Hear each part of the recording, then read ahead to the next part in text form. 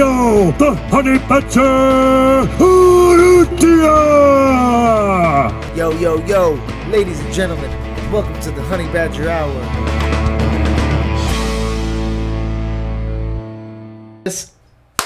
At the same time? Are we good? I just have to get the snap going. Ladies and gentlemen, welcome to the Honey Badger Hour, episode 52. It's your boy, the Badger, and today we're back with a very special guest. We got in town one of my dogs that I've known from way back. We're talking 20 years, bro, maybe. It's been a long time. Oh, my God. Welcome to the podcast. Special guest, Supah Mario, B-Boy, iFlow crew. What's going on, big dog, my man? Yo, history. Welcome to the Honey Badger Hour, dog.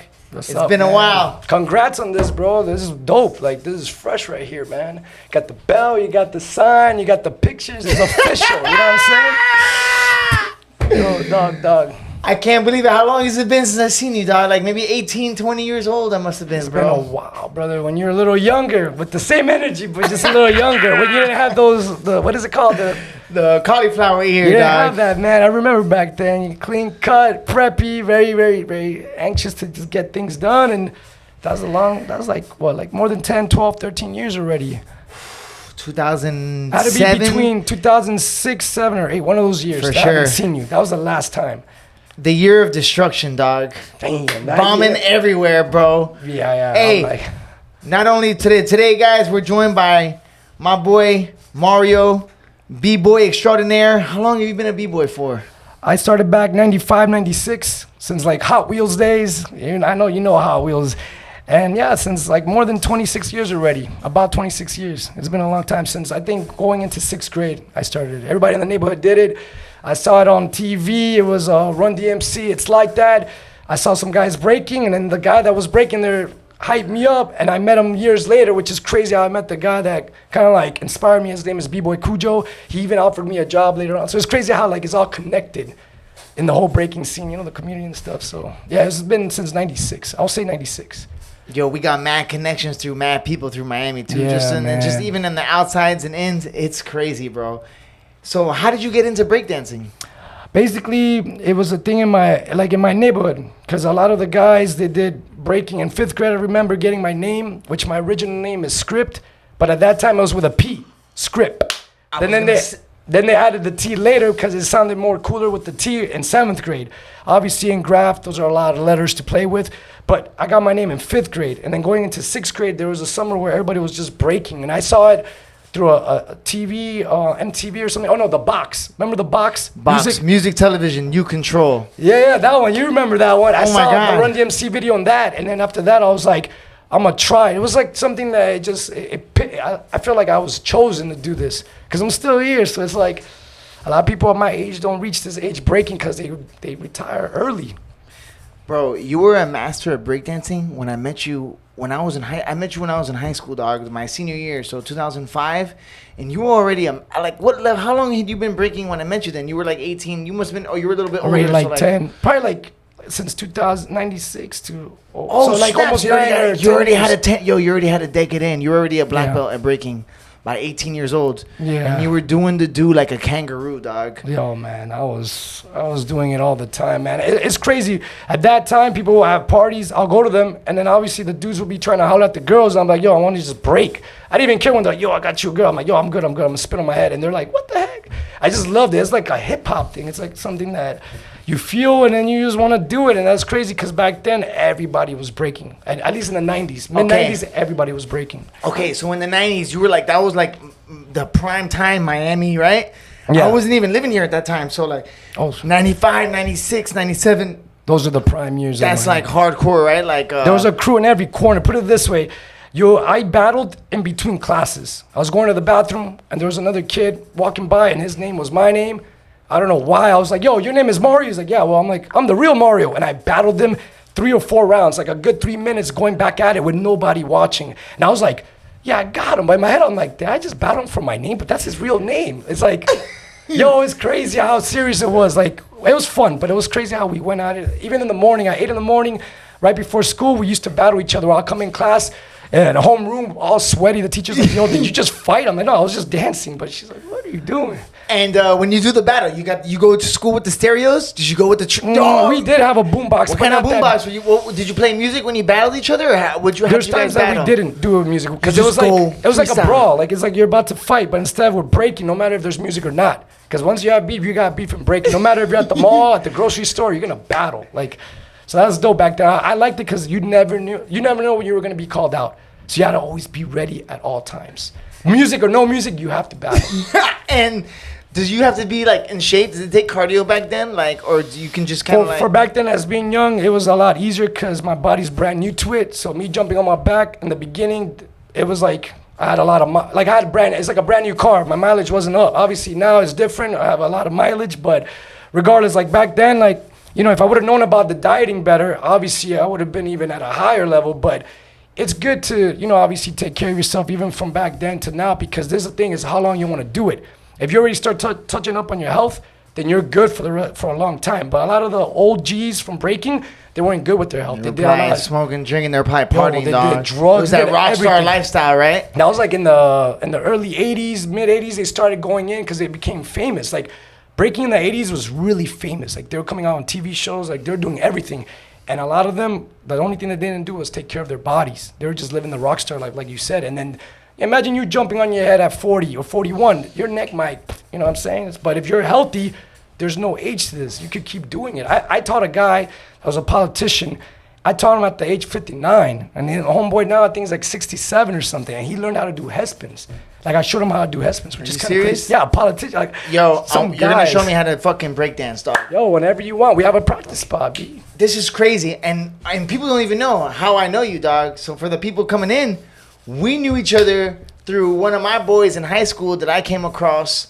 My boy Escape. Shout out to Xavier, dog. Escape Ruski, dog. The fucking old school day crew. FMS, dog. Fame means shit. Yep. Fighting middle schoolers. Yo, what the heck? We got up, dog. We got up no matter what. Yeah. So I met you through graffiti, and you were already a beast bomber, dog. But no, when I met you, you had taken a little hiatus, right, from graffiti, and I had just got into bombing. I was like a white belt and doing graffiti. Yeah, because the thing is, I started breaking more, but then you brought me back into the whole, the real getting down part of graffiti, and I was just like, yo, my man's hype. We got good energy. I want to go out. This guy doesn't sleep. Like you're always wide awake. I'm like, yo, let's go. And I have that energy too at times. So it was like a connection that we had that was like, yo, I'm coming back just because of this energy right here. So it was dope, man. Yo, they don't even know. Remember, we used to get up, man. There was one summer where you would see our names from like. Yo, we got. You leave Kendall. Man. If you leave Kendall and you drive to we remember we used to go to Wingwood back in the day. Before it was Wingwood. Before what was it? Remember we used to go to what was the name of some of those hipster clubs that you guys? Remember we used to go to the week.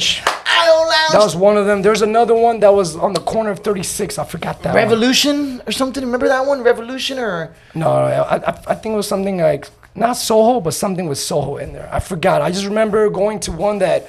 When I saw you holler at that girl, where you're like, I don't care. And I'm like, all right. I'll be your wingman, bro. So I've always been a wild boy, huh? Yeah. Yo, my man, you've been a clutch wingman throughout the years, dog. We did some good work.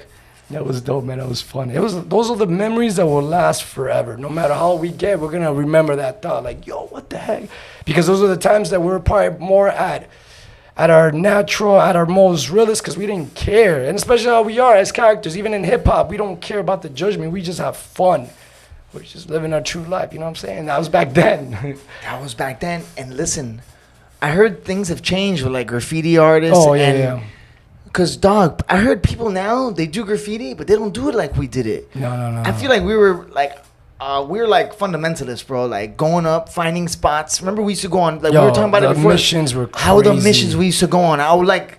We'll meet up at a certain time, and then we were very like clear with each other on what's gonna happen. If something happens, yo, no one snitches. Everybody has to run. Make sure if you go this direction, you meet us at the end of the block. It was planned out so that. We're 100% guaranteed, even though it was never 100% guaranteed. It was never 100%. Never. But we've been chased, dog. Yo. We've had some spots. I remember one time, I don't know who it was, but I was driving in my car looking for somebody, and they were underneath the car, dog, like this. And then, like, when we pulled up, like, wow, I don't know if it was you or Xavier, but... Well, I've been under the car before. You know what I'm saying? Wait until you pass by, and then, yo, get in. Yeah, and we didn't really have... I guess we had cell phones back then. For sure we had cell phones, you know? Yeah. But there was no, when we did graffiti, bro, what did we do it for? We did it for It was more for the adrenaline rush. because it wasn't about posting it on, there was nowhere to post it, dog.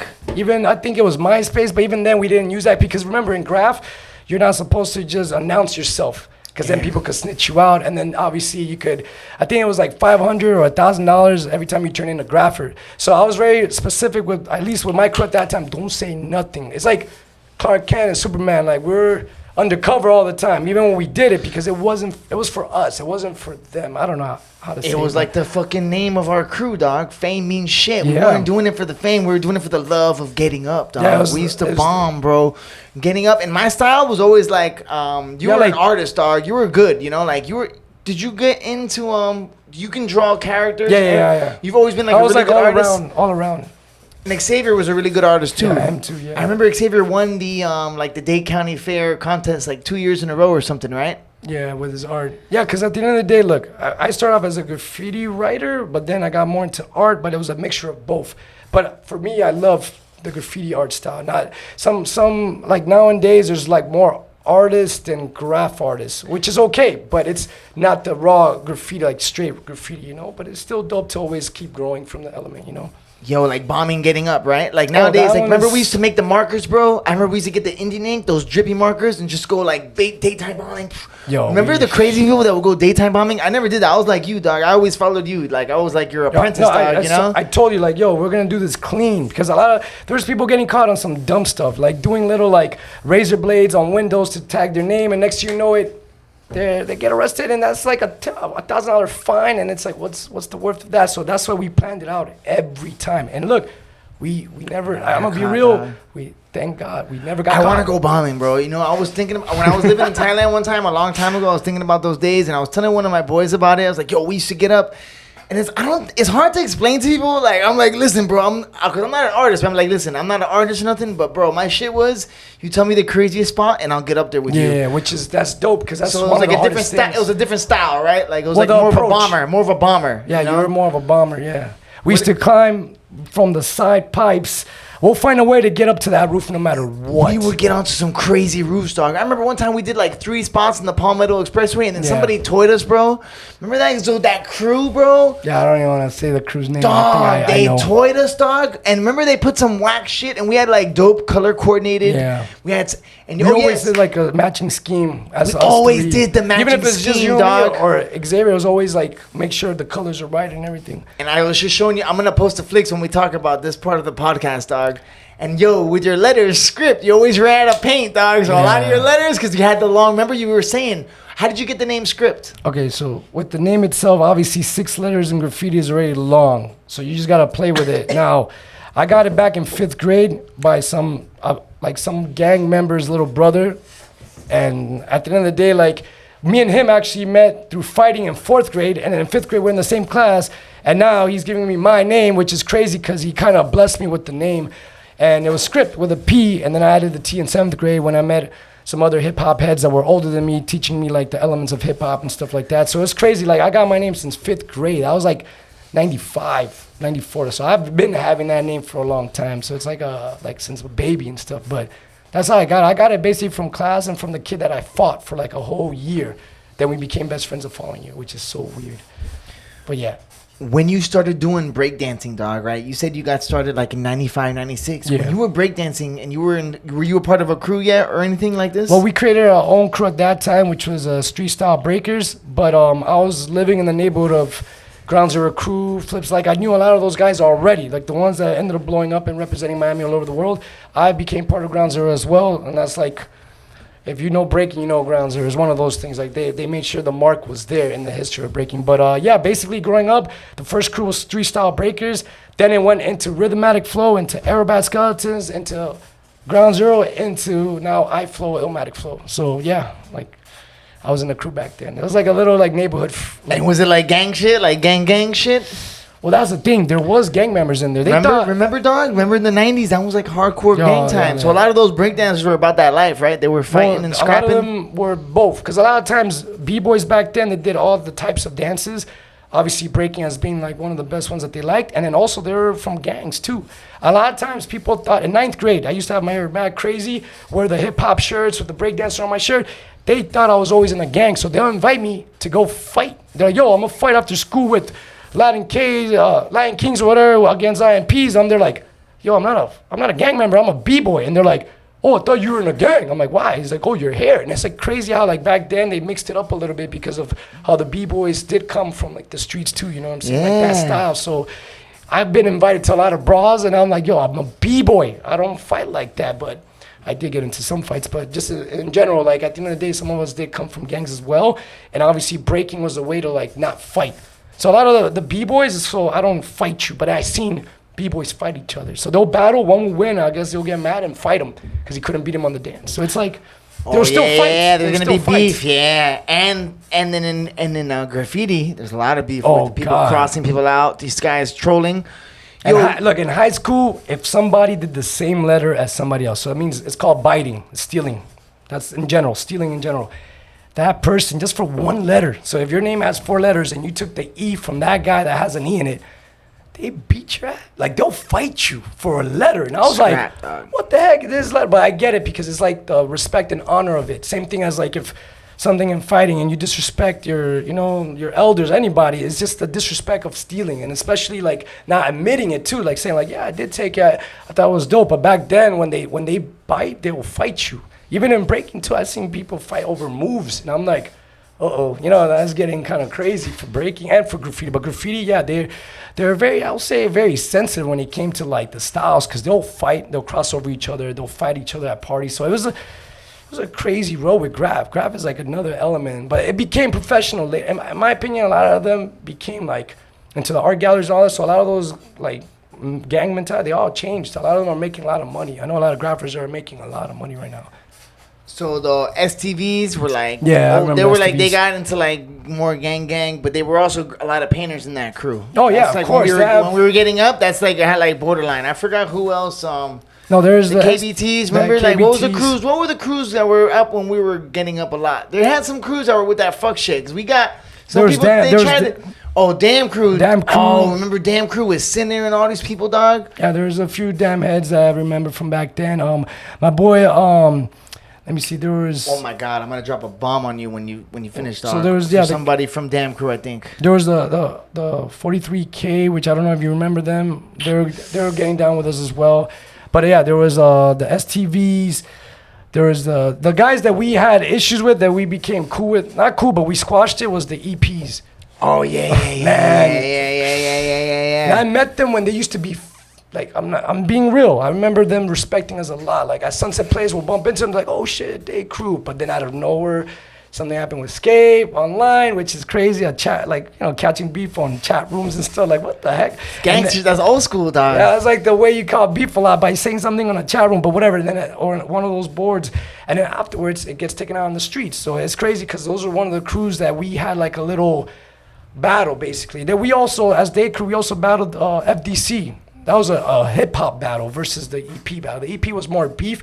FDC was more in a respectful way, where we battled in a good way. And I don't know if you remember Junkin' them, but he was part of FDC. Yeah, dog. He's a tattoo artist. Yo, what was the guy that he got arrested and he changed his name backwards? Fuck. Well, no. Remember there was a guy who went to jail and then he made his name backwards. He made his name the same name but backwards because he got popped on that name. I was like, oh, he's a famous rapper. For me, I know someone with a name that goes backwards, but there's a few that did that. But one that I know that grew up in my neighborhood was Xeno. Okay. Oh, remember Xeno with the jams, dog? I was talking to he's a b-boy. He did everything, bro. That guy's amazing, man. We've been to his jams before, dog. He threw like a warehouse around jam. there, like in down south, right from here, you know? Yeah, no, he's one of the guys that his name started as 1X, and he put it backwards, and it was Xeno, which is dope. I think that's really dope. He's one of the guys that's done the backwards name. There's a few graphers that did that. Oh, what was that? I forgot. You would know my homegirl that does that from graffiti, bro, back in the day, she used to train Aimer, dog. Aimer, shout out to Amy, dog. Every podcast she gets a shout out because she knew my dog Yuli too. That was on our last episode. I remember hearing about her graphing before Yeah, I she even met got her, down, dog. man. She was like the train queen and shit. Like she used to get up. Well, back she used in the to day, she used to dog. represent hard. I remember because we all used to chill together. Ground Zero, her, my people, my sister knew everybody as well, and we were all like a family, and we used to hang out. Wow. So it goes back then. Since then, that's And crazy. she's deep in the martial arts game, bro. She's Yeah, I got a noticed jiu-jitsu that. tournament. She's got a jiu-jitsu contest. She trains MMA masters down the street. She was training up with my coach here in Miami for a while. Yeah, she's dope, man. So, She yo- got into fighting, which is crazy. Like it's funny how everything like is a small world at the end, you know. And then the same people know each other, but now they're doing something else. But you know, I know she still got love for graph. I think she still does it too. Yeah, I wonder if when's the last time she painted, yo. Oh, I don't even know, but I know that she still got love for it for sure. That's forever. And Once she it's in probably- your heart, forever. And she could probably still bomb, you know. Oh, like, hell yeah. When's the last time you picked up a can? Okay, so recently, my day crew was doing a production in Wynwood, and I got down a little bit like on the side. So I'll say like probably like 4 months ago or less. They all want me to get back into the heavy. They said that my style is not too far away from what's going on now, that my style will still do good. It's just me finding that time, you know what I'm saying? Because there's a lot of time consuming, and it's yeah. dope. I love it.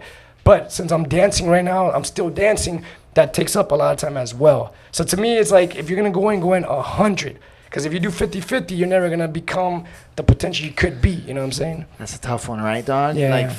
Yeah. When you find something, like it's hard to do like a few things at once, right? Yeah, you have to pick the one, because this is the thing, you got to give it that commitment. That's the thing with life as adults. Now that we're older, we have a lot of responsibilities, a lot of priorities. So at the end of the day, to find that commitment to something, especially like something that you love, you know what I'm saying? And that's real. Like there's no excuses when you love something. So at the end of the day, to find that time for it, knowing that you love two things, now you have to find out which one, like, well, at this moment, because I know if I quit breaking in the next 5 years, I have graffiti, that if I want to, I even blow up on that. So it's like one of those things that, like, you got to give it 100 no matter what. And I don't want to like give it half-ass on something else, because then it's not the full potential. You know what I'm saying? Yeah, defo. Can you make money on graffiti right now? Like, Oh, hell yeah. You have your homies, like so Yeah, you got people that you've been my painting guys- with back, like who's some old school day, any who's Yeah, day crew that's still Diaz. getting up right now? Yeah, Diaz, Scape. Scape is getting no, paid they're for doing- what stage going for? Is he doing work in art, right? Yeah, hell yeah. That guy gets paid to do a bunch of murals all the time. And they do big projects in Wynwood all over the place. You have a lot of legals right now, right? People can go. I think there's a day wall facing the I-95, right? Right now, no. Is that still up? There was a big one that you guys all did with the. Oh, that was a long time ago. Yeah, you with remember the that eyeballs? one? With the eyeballs? Was Yeah, it Tusk, was like- was Tusk on that one? Is Tusk still writing in day crew and shit? You know Well, what I'm Tuz talking has a family, but yeah, he was down on that wall with us. My boy Dwells, Scape, me, the guy that does the monkey. I forgot his name. Remember the monkey guy? I don't know, but I remember the eyeballs are on that one, right? Yeah. It's I love crazy. that That's shit, the bro. wall that we had for so long, and they want us to paint. And then afterwards, I started traveling. I came back, and there's another crew went in it, which was I think SSK, which I'm really cool with those guys. They ended up taking over the wall afterwards, but that's the old wall, like back in the days. Because there's Wall of Fame that's next to it, like by 2 warehouses down. Well, that one's right next to Wall of Fame, right? Yeah. Like, are you on the Wall of Fame at all? Like, No, or no, is no. it hard to get on there? You think, or like? It's just knowing the right people, you know. At the end of the day, I see it as like a community thing. If you're in your stripes, you deserve it. It's like, and you got to respect those lanes. Like if you're The a people that legend are in the there, game, right? yeah, like it's like I honor him, he honors me. We're both been in it for a while. Come get on the wall, and some other ones because they're just friends. But usually it's the respect, in my opinion, for that I-95 wall. You know Atomic?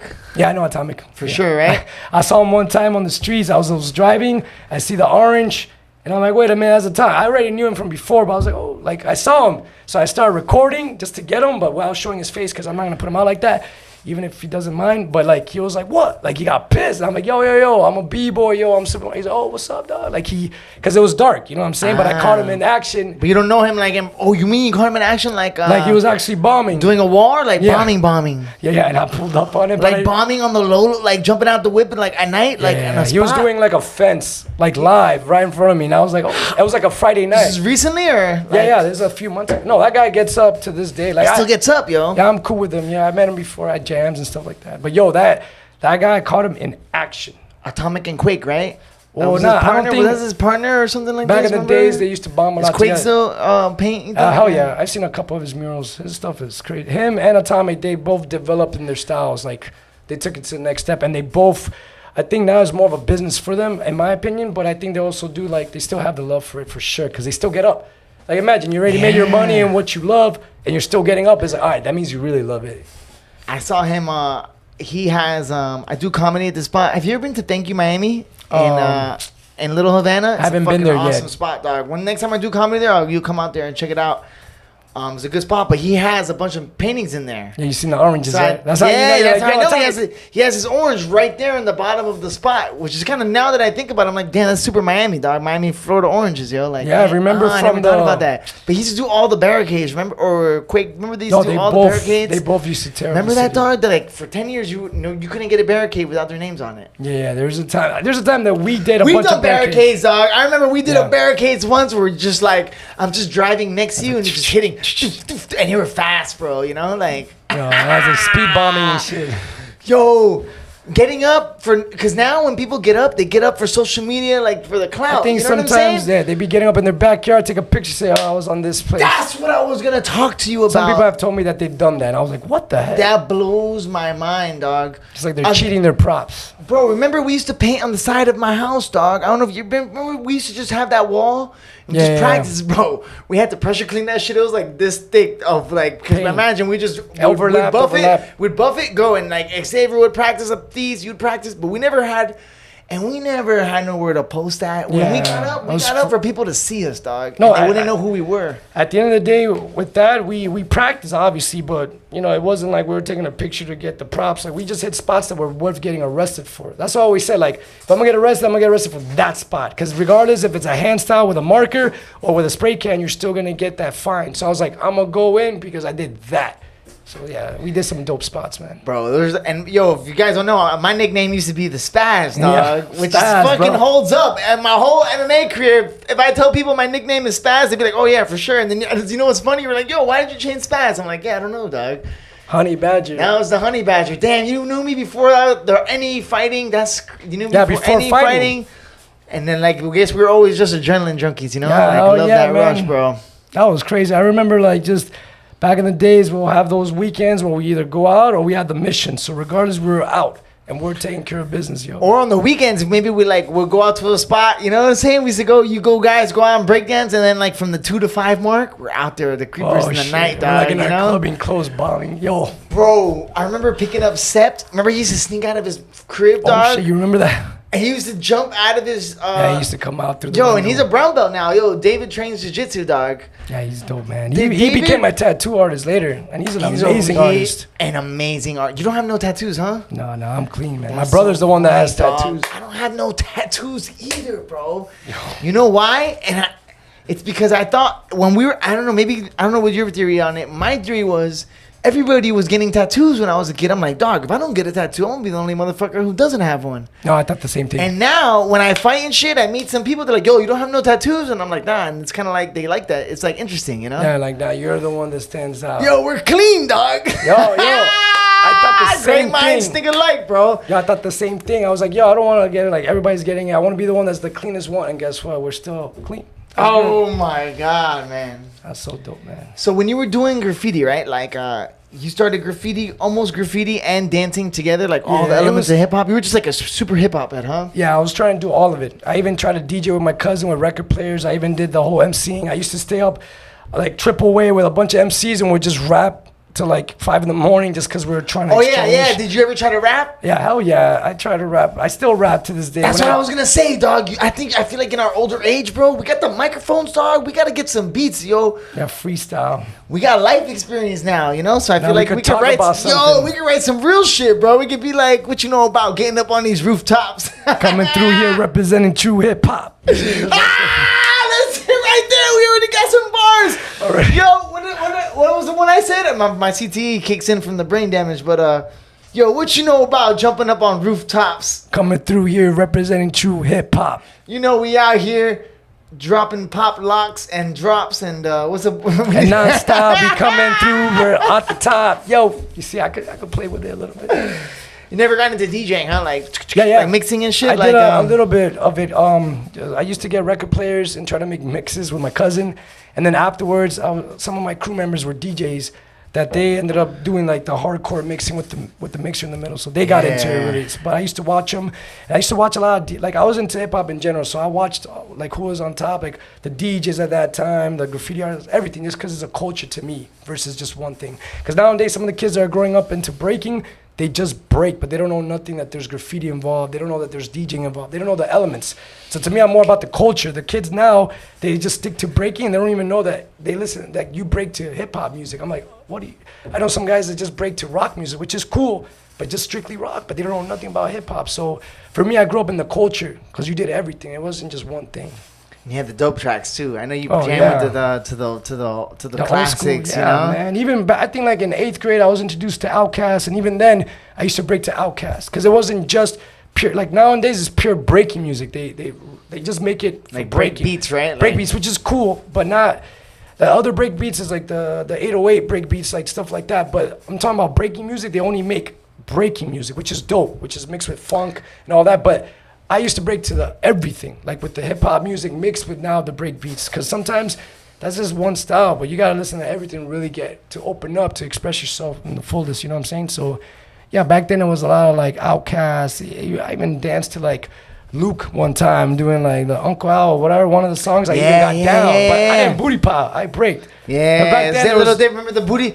Oh, so when you started breakdancing, there was booty crews out there. Booty popping crews. I remember that. That was, okay, 96, your Hot Wheel days. Like 99, 2000 was the booty. I remember going to Hot Wheels in 8th grade, and they started battling. Remember? Yeah, they used to rock each other. Yeah. But you never did that, dog. No, hell no. But the B-boys were out there. Yeah, no, some of the B-boys also were part of booty. And they do like the fucking with the hips, where they go like, They go like this, and then remember, dog? Yeah. All of it, dog. The crying baby and shit, that was huge in Miami. That was the biggest. That was those two main dances at one time, which was booty popping and breaking. At the same time. Yeah, at the same time. And some b-boys did it. I thought, I didn't hate on it. I thought it was cool, but it was just I liked the girls doing it. That's what I'm saying. So I watched the girls booty popping. Exactly, dog. But whatever. There were some dudes, but they didn't do it the way the girls did it. They did it like more as a battle. It was called rocking. Which is weird. I remember that, dog. I had friends that used to like. They'll go like this. They'll do like little even like kind of punching, but they would just thrust like their punching hips. with the hips, like yeah. Those are the 90s, yo. The 90s was crazy. It was a lot of fun. It was like, I feel like it's the golden time, the golden age, you know what I'm saying, the 90s. And then afterwards, the 2000s, it was dope too, but at that time, it was like, there was so many creative, like a lot of masters came from the 90s to me, especially in hip hop. For sure. Originators, innovators, everything. A lot of the rap that I listen to now is still from the 90s. I don't really listen to 2000 shit too much, Even when we were chilling back then, like I remember like 2003, 2004, I don't have no music that I remember like resonates, but like the 90s, like I still listen to, like I still have most of my soundtrack, like Tupac and just random shit, you know what I'm saying? But like, yeah, I just listened to Tupac recently. That's kind of funny. Really, right? Like I go through those stages. I don't know if people still listen to that anymore. Like I like no, they don't. I don't. The West Coast. I like some new guys. You listen to any new hip hop now? There was one guy that I listened to. I think it's Joner, and then there's this guy Kendrick. There's a few that I don't mind like checking out. I like Jada Cole, dog. Jada Cole has some fucking dope lyrics. I don't know if you listen to Jada Cole. J. Cole or something. J. Cole. Oh my God, it could be his real name, Jada. No, yeah, J. Cole. J. Cole, he's dope. That's how much I know about him, dog. No, there's other artists. There's Anderson .Paak, which he's not bad, and then there's. I don't know that one. Yeah, there's like more new, but I don't think they're bad because they're being creative with it. It's just the thing is, I'm more on the '90s baby, so it's like. Bro, the music though is like dumbed down, dog. It's like that pill popper music. You know, it's like that. Well, remember back then, the ever's changing, dog. Remember back then, Tupac did talk about drugs, but I felt like they approached it more in an art way. So even when they presented it, it was more deeper. Nowadays, it's just straight up, yo, pop that pill. And it's like, what the? Like, take a Molly and be feeling. And then if you take a pill and you listen to that music, now you understand why that shit's popular. But it's not, it's not good, dog. It's kind of like. It's not good because in general, you're using a substance to sub your stance. Exactly, dog. And then the music is not. The music doesn't hold up, bro. We're like, well, yeah, like there's not like the art of it. You're saying the art for me. Yeah, the art, like the deeper meaning, like the really to educate you, to really fulfill your soul and your mind. I feel like some of the music it's just talking crap, which is cool for like party, but when you do a whole album on it, it's kind of like, yo, dude, what are you teaching me now? Exactly. So it's We're back crazy. in the day. Yeah, dog. Back in the day, the albums we would listen to, I feel like They some had more albums. diversity in it. Yeah, they had some. They Topics, always different had some tracks for the girls. Like you listen, like Tupac has a lot of jams yeah, for the club everything. and for like how do you want it.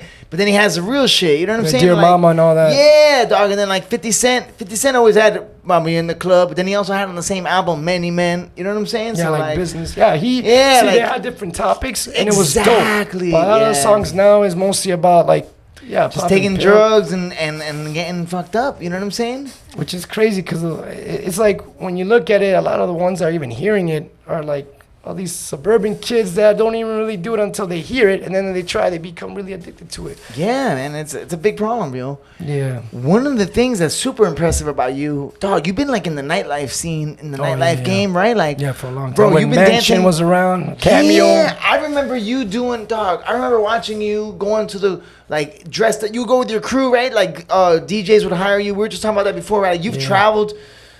Here we go. When did you make so you were doing graffiti, you're doing dancing, and then at one point you got to, like, pick one, right? Like, all right, one might end up in jail. You know what I'm saying? One's a little crazy, but you feel like the security was a little more with the dancing, right? Yeah, like, it was the thing is, look, as growing up, my mom, you know, she had her struggles with money, finances, and all that. So I felt like, all right, if I'm gonna do graffiti, I gotta be on point because if I get caught, that's a big fine. So then I was like, I'm gonna choose dancing because it's still one of the elements of hip hop. I love both of them, but for me, dancing, it was just like also kept me active, kept me in shape. So I was like, you know what?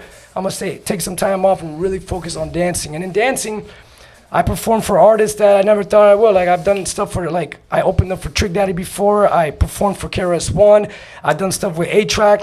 And this is like throughout the years. Like when we went to music conference in the beginning of it, we were performing for a bunch of famous DJs. And what's crazy is that I never thought I'll be performing for them. It wasn't like, okay, I'm gonna do this because I'm a performer. It was more like I just love doing this, that people ended up finding me like, yo, we want your style performing on this stage. I've done hot import nights, all the clubs in Miami. Like even recently, not too long ago, we did Club Live. I've done even Blackbird, which you remember Blackbird, the club that's like in Brickell and stuff, but whatever. At the end of the day, I never thought I'll be performing because that wasn't my goal. My goal was just to just dance because I love dance. I met Mos Def before. I met Common. I met Big Boy. I met Big Boy on stage because of some story there. But the moment I told them I was a B-boy to any of them, they were all like, it's like a term. The term is B-boying or B-boy. Once you say B-boy, they look at you like, oh, this guy is real. It's not like if you say breakdancer, they'll think you're like, it's commercialized when you say the word Really? breakdancer. But B-boy is like a term that once you say it, they know, okay, this is like a street code thing. What's up? And the moment I say, yo, my name is B-boy Supah Mario, they're like, yo, you're a B-boy? And they literally, the respect goes out of nowhere, like, yo. And so it's crazy how I even met Raekwon and Ghostface. When I met them, literally Raekwon was like, yo, what? Like, cause I was at a shoe store, one of my crew members, he's young, he went up to him. And then at the end of the day, no one knew that they were even celebrities or anything. It was just Ghostface and Raekwon shopping at a shoe store that no one even knew. And at the I already know who they were. I was like, yo, this is Wu-Tang in freaking Miami and shit, just at a small private shoe store. So at the end, when I told him, yeah, we're B-boys, he went like this. He's like, yo, what's up? Yo, so you really a B-boy? What? And then right there, his whole it's like a respectful thing. You know, like how you guys know, like if I say a terminology and fighting, you'll know like, yo, this guy's full of shit. But if he knows his history and certain words, you'll be like, okay, I think he knows what he's talking about. Yeah. Yeah, like I'll meet a guy and they'll be like, oh yeah, you know, like maybe he did some like taekwondo or some shit. And you're like, whatever, dog, you know. But then if you see guys got like some fucked up ears, you know, it's like, and then you see like, oh, you train jiu-jitsu somewhere, and like, oh yeah, I'm a blue, you know, you're like, oh, Don't know you the got that names to connection, say that you dog. know that. Okay, they know. You're What's like, well, up. who's your coach? And he has a coach, and he'll say like, oh, my coach is this. And like for me, if I tell somebody my coach is Enrico Coco, be like, oh shit, they automatically like, oh Yeah, they I already know have. That's Coco. the same thing with breaking. Like you don't. If I would have told Raekwon, yo, I'm a breakdancer, he would be like, yo, you're a toy. But because of me saying my name is B-Boy Supah Mario, he already went like, oh shit, that's dope. Like you really know about this underground stuff. So to me, it's dope. It's just like after all these years, we're starting to get that respect. And it's crazy because right now, in less than 2 years, we're going to be in the Olympics. It's going to be featured in the Olympics, breaking. So now it's going to get to that level. Now look, don't get me wrong. I think it's dope because it's going to put us on a bigger platform. So there's going to be obviously a lot of work, more sponsorships, but it's going to get really big. The only thing is, I think it might get too commercialized where now it's going to be hard to find an originator. because they're gonna be like, these are the standards of breaking. You must do this. A lot of times you create off your body. Like a b-boy creates off like what his strengths are, and then from there they develop a style. But they don't just copy every move, because if you do even copy that, we don't respect that. No matter how good of a biter you are, we don't respect that. So I think in the Olympics it's gonna be dope because there's a bigger platform. There's gonna be more sponsorships, but at the same time it might put it under a certain standard where people's like, you have to do this to be part of this. So to me, I know at least when that time comes, my style and my crew style, we're gonna be at least respected to keep it more original. You know what I'm saying? So Wow. that's crazy. And you got like 20 years in the game when you're gonna. And bro, you are healthy. You look like you did when we were 18, my man. No, look, ready? You've stayed because you walked it clean. Because I could tell, bro. You've been training. Your body's good, and you're ready to move. Right? Look, put it this way: I never stopped since you met me. Second, I ended up becoming a vegetarian/vegan. Really? So, now are you vegetarian vegan right now? Yeah. Yo, my man. Yeah, the thing is, for me, it was this. Like, obviously, there's a spiritual side to it. It's about the animals, obviously. Yeah. And I realized, like, a lot of times, my knees, since, when breaking, you bend your knees a lot and all that, it was getting inflamed. My elbows were getting bubbles here, and I'm like, what's going on? It's because a lot of the sodium, a lot of the meat was kind of hurting me. And not only that, every time I braked, I felt like an extra 10 pounds when I ate the meat. But when I took time off from meat at that time, I felt lighter and I was less to get injured. So it's crazy how, like, I tried it out. All right, besides the spiritual side of it, I want to see like the physical side, like what are the benefits? At the end of the day, it's really about the animals. But I tried it out, and then I'm still here, and I look even younger than before. So it's kind of like, it's crazy. It's an experience, and I know people do it for a month. I know people done it for like 2 months, but it's not about the month. It's once you do it, you do it. Bro. You can't go back because then you never did it. You know what I'm saying? You gotta do it to the fullest. That means you can't stop. You don't know this, dog. I was fucking vegetarian for like almost 4 years when I started training because my coach Coco's a vegan. And when I first started training, my favorite fighters were Nick and Nate Diaz, and they were vegans, and they used to do triathletes. Don't go forever. And yes, and then for me, when I first started fighting, I just wanted to like any edge to make me the best, But I wanted to be like my coach because the best athlete, the best, most conditioned fighter that I knew was my coach. Oh, okay. So I just did what he did, and he was vegan. But bro, But what happened? Bro, I got drunk one night. I drank one night, and then I was like, yo. It was crazy. It was like the great collapse. Like, oh my God, I had a drink, and then right away I wanted to fucking eat meat. And then I was at some food truck. I was like at a food truck. Bro, I was at like a food truck or something, and then like you just ordered like a burger or something? Yeah, I don't know what it was, but I just like. But here's the thing that my mom used to always tell me too, like fucking around. I was like a miserable vegetarian, like I was a pizzatarian, bro. I wasn't doing it right, you know what I'm saying? Like okay. I was vegetarian. I never did vegan. I would do vegan if I had a fight. So if I had a fight coming up, I would just eat like but then I went back to the dark side, dog. I joined the dark side again, Cause it's like I think vegetarian is like the cheese. But then the cheese. Eggs. Yes, exactly. So I was a vegetarian where I was still eating cheese and eggs, and then I'm like, and vegan when you'll get ready for a fight. Exactly, and then vegan I would cut out the dairy because dairy is not too good for you anyways. No, hell no. You really shouldn't be having dairy. You know what? At all? Yeah, I know lactose and. Here's the thing about vegetarian and vegan. Like, I know all that shit, and I was, like, militant on it, bro, which is crazy that I went back on my word, dog. I was, like, fucking with people. I was, like, arguing with people. I used to always, And then when I did it, I was like, I know everybody has their own experience. Yeah. Same thing when it comes to beliefs or whatever it is. It's your own experience. So, to me, I didn't tell people how to eat. Even if they saw me, they'd just be like, you're not going to get the burger. I'm like, nah. And they're like, but why? I've seen you eat burgers. I'm like, nah, I'm just trying something else. I would never tell them, well, it's bad. Because then when you judge them, then the representation at that moment is not good. And then they don't want to try it because you're always like, ah. So to me, I found the way. But it took me time. It took me like when I first transitioned, I did 6 months. I think it's pescatarian or something like that. Yeah, fish is pescatarian. Yeah, I did that. That's what I did for first. 6 months. Me too. Then I went into like vegetarian, and then I did vegan, and I saw the difference of it. And to this day, I do like probably like 3 or 4 days vegan, and then the rest vegetarian. But mostly try to stay more like as less dairy product as much as possible, because I know my stomach be hurting every time, and I don't. The feeling sucks. Yo, if you eat, that's the thing. If you eat like really clean and you don't have any dairy, when you have it, your body's not gonna like it. It's like, yo, what is this? And kind of we're the only. This is one of the facts I know from when I was vegetarian. We're the only animal that drinks another animal's lactic acid. Like, we're the other animal. What the heck? You know what I'm saying? Like, cause milk is like we're the only animal that drinks another animal's milk. You know what I'm saying? Like, yo, cows, like you should drink milk. I've been drinking milk since a kid. Exactly. You're supposed to have milk when you're a baby out of your mom's titty, and after your mom gives you milk, that's the only time you need it, dog. And it's the same with animals. Cows drink milk. You're only supposed to have kill from your mom's. You're only supposed to have milk from your mom's titty, dog. We're drinking milk that a cow baby is supposed to drink off of a cow's titty. It kind of doesn't make sense. That doesn't make sense. And bro, in America, our did you know that whole milk is really good for you actually, like non-pasteurized milk, like I have friends that like drink goat milk and shit, like guys from like when I was living in Thailand, I have a lot of friends from like Uzbekistan and Kyrgyzstan. Yeah, and a lot of them like mountain men, dog. They grew up in the mountains, you know what I'm saying? And they have like whole foods, and they eat a lot of meat because they don't have vegetables over there, right? In that climate. But bro, they would drink milk straight out the cow's titty. Where in America, that's illegal, dog. They don't even let you do that. They gotta like pasteurize it, and pasteurizing it is like really bad. They're like touching it to make it in their own way. So exactly, the natural part goes away. Exactly. Like the best form of drinking milk is technically illegal in this country. Like something like that. I just heard about it recently. Yeah, like you can't make. I don't have a young Jamie, but when I get a young Jamie, he'll Google that shit. But yeah, that's crazy, you know, like. Yeah.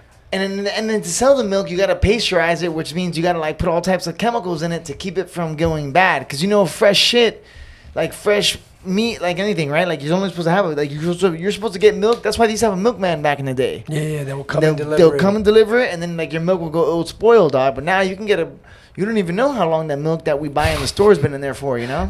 We don't even know if it's milk, really. We don't even know. Who knows what it is by the time? Because it supposedly makes your body like, they say you're supposed to drink. This is another thing that I got from being vegetarian.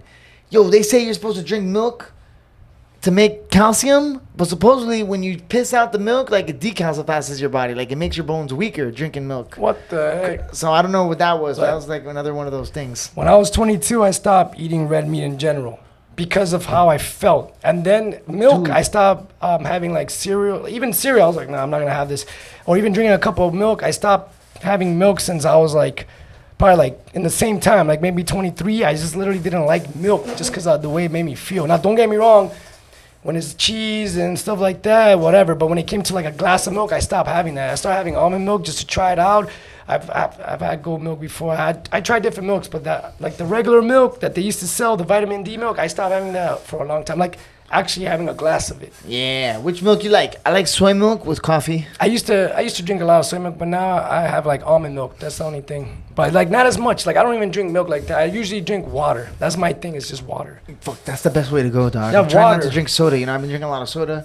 Yo, since I retired, I'm like semi-retired, right? I'm like on the edge, dog. You feel me? But since I have stopped fighting, like committed, like training all day, every day, that's the only thing. I've had a lot more like different foods. You know what I'm saying? Like I've been a little bit more like Daisy on my diet.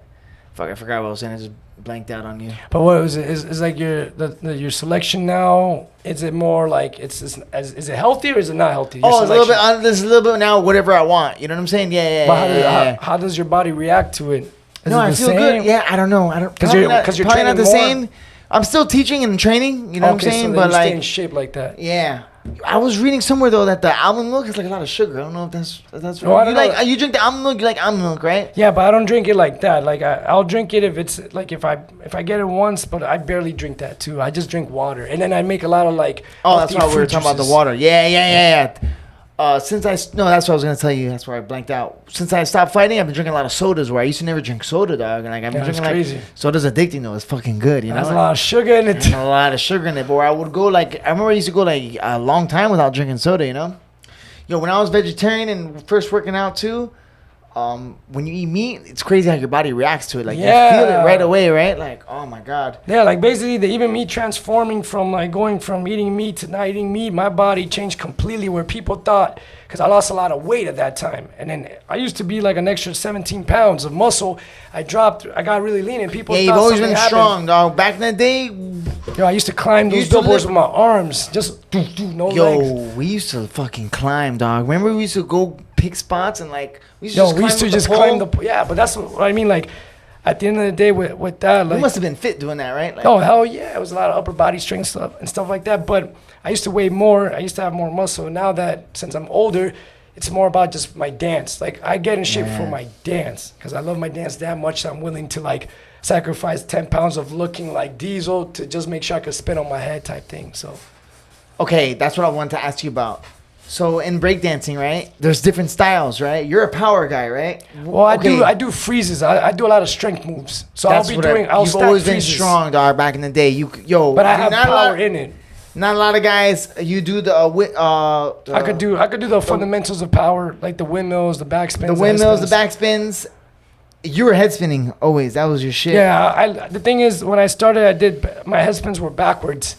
So then when I realized I had more power the other way, I had to learn it the other way. And I got it the other way. But I realized to be the best, you got to have everything both ways regardless. Like left hand, like, and even fighting. Yeah. The best guys can switch stances. At any time. So for me, I ended up mixing both because I taught myself at certain moves where I learned the opposite way. And I'm like, oh crap, I got to get the other way. But I still maintain the other way as well. So to me, I'm known more for like the free stacking, obviously power as in like being strong, and then the transitions and breaking. But I do mix power with like the fundamental moves as well. So it's a lot to it, but you can see my style when you see me, you know what I'm saying? Like, and then you meet guys that'll have like a style, and then you'll see them. You're like, oh, this is like a up. What about the up rock guys? I love the up rock, right? Like, what do you call that? Is that top rocking? Top rocking. Remember the one shuffling like that? Yeah, that's like a form. Is that a form? Yeah, of breaking. Yeah, of right. course we shuffle. You guys shuffle, right? We shuffle. That's what they're doing now. Look, one of my crew members, C-Rox, he was dating a girl that was like, I don't know if she was a pioneer, but she came out right after the pioneer, or the girl that started making it more popular.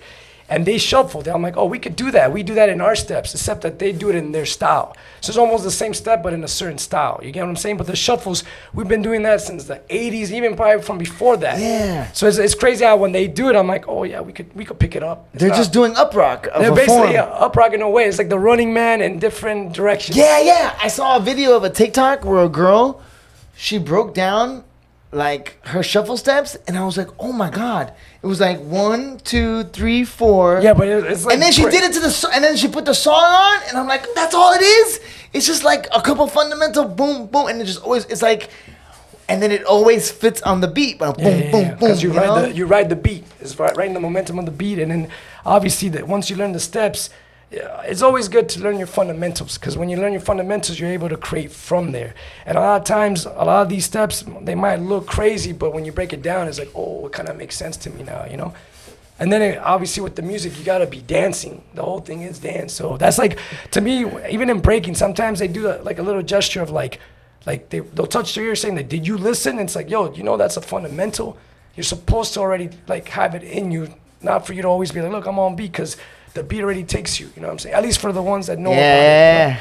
So it's crazy. It's riding the beat, and it's also like expressing yourself at that moment. That means you're not taking no one's move, you're just being in the moment. So breaking, a lot of times moments are made where you forget the winner, but you remember the moment of that night.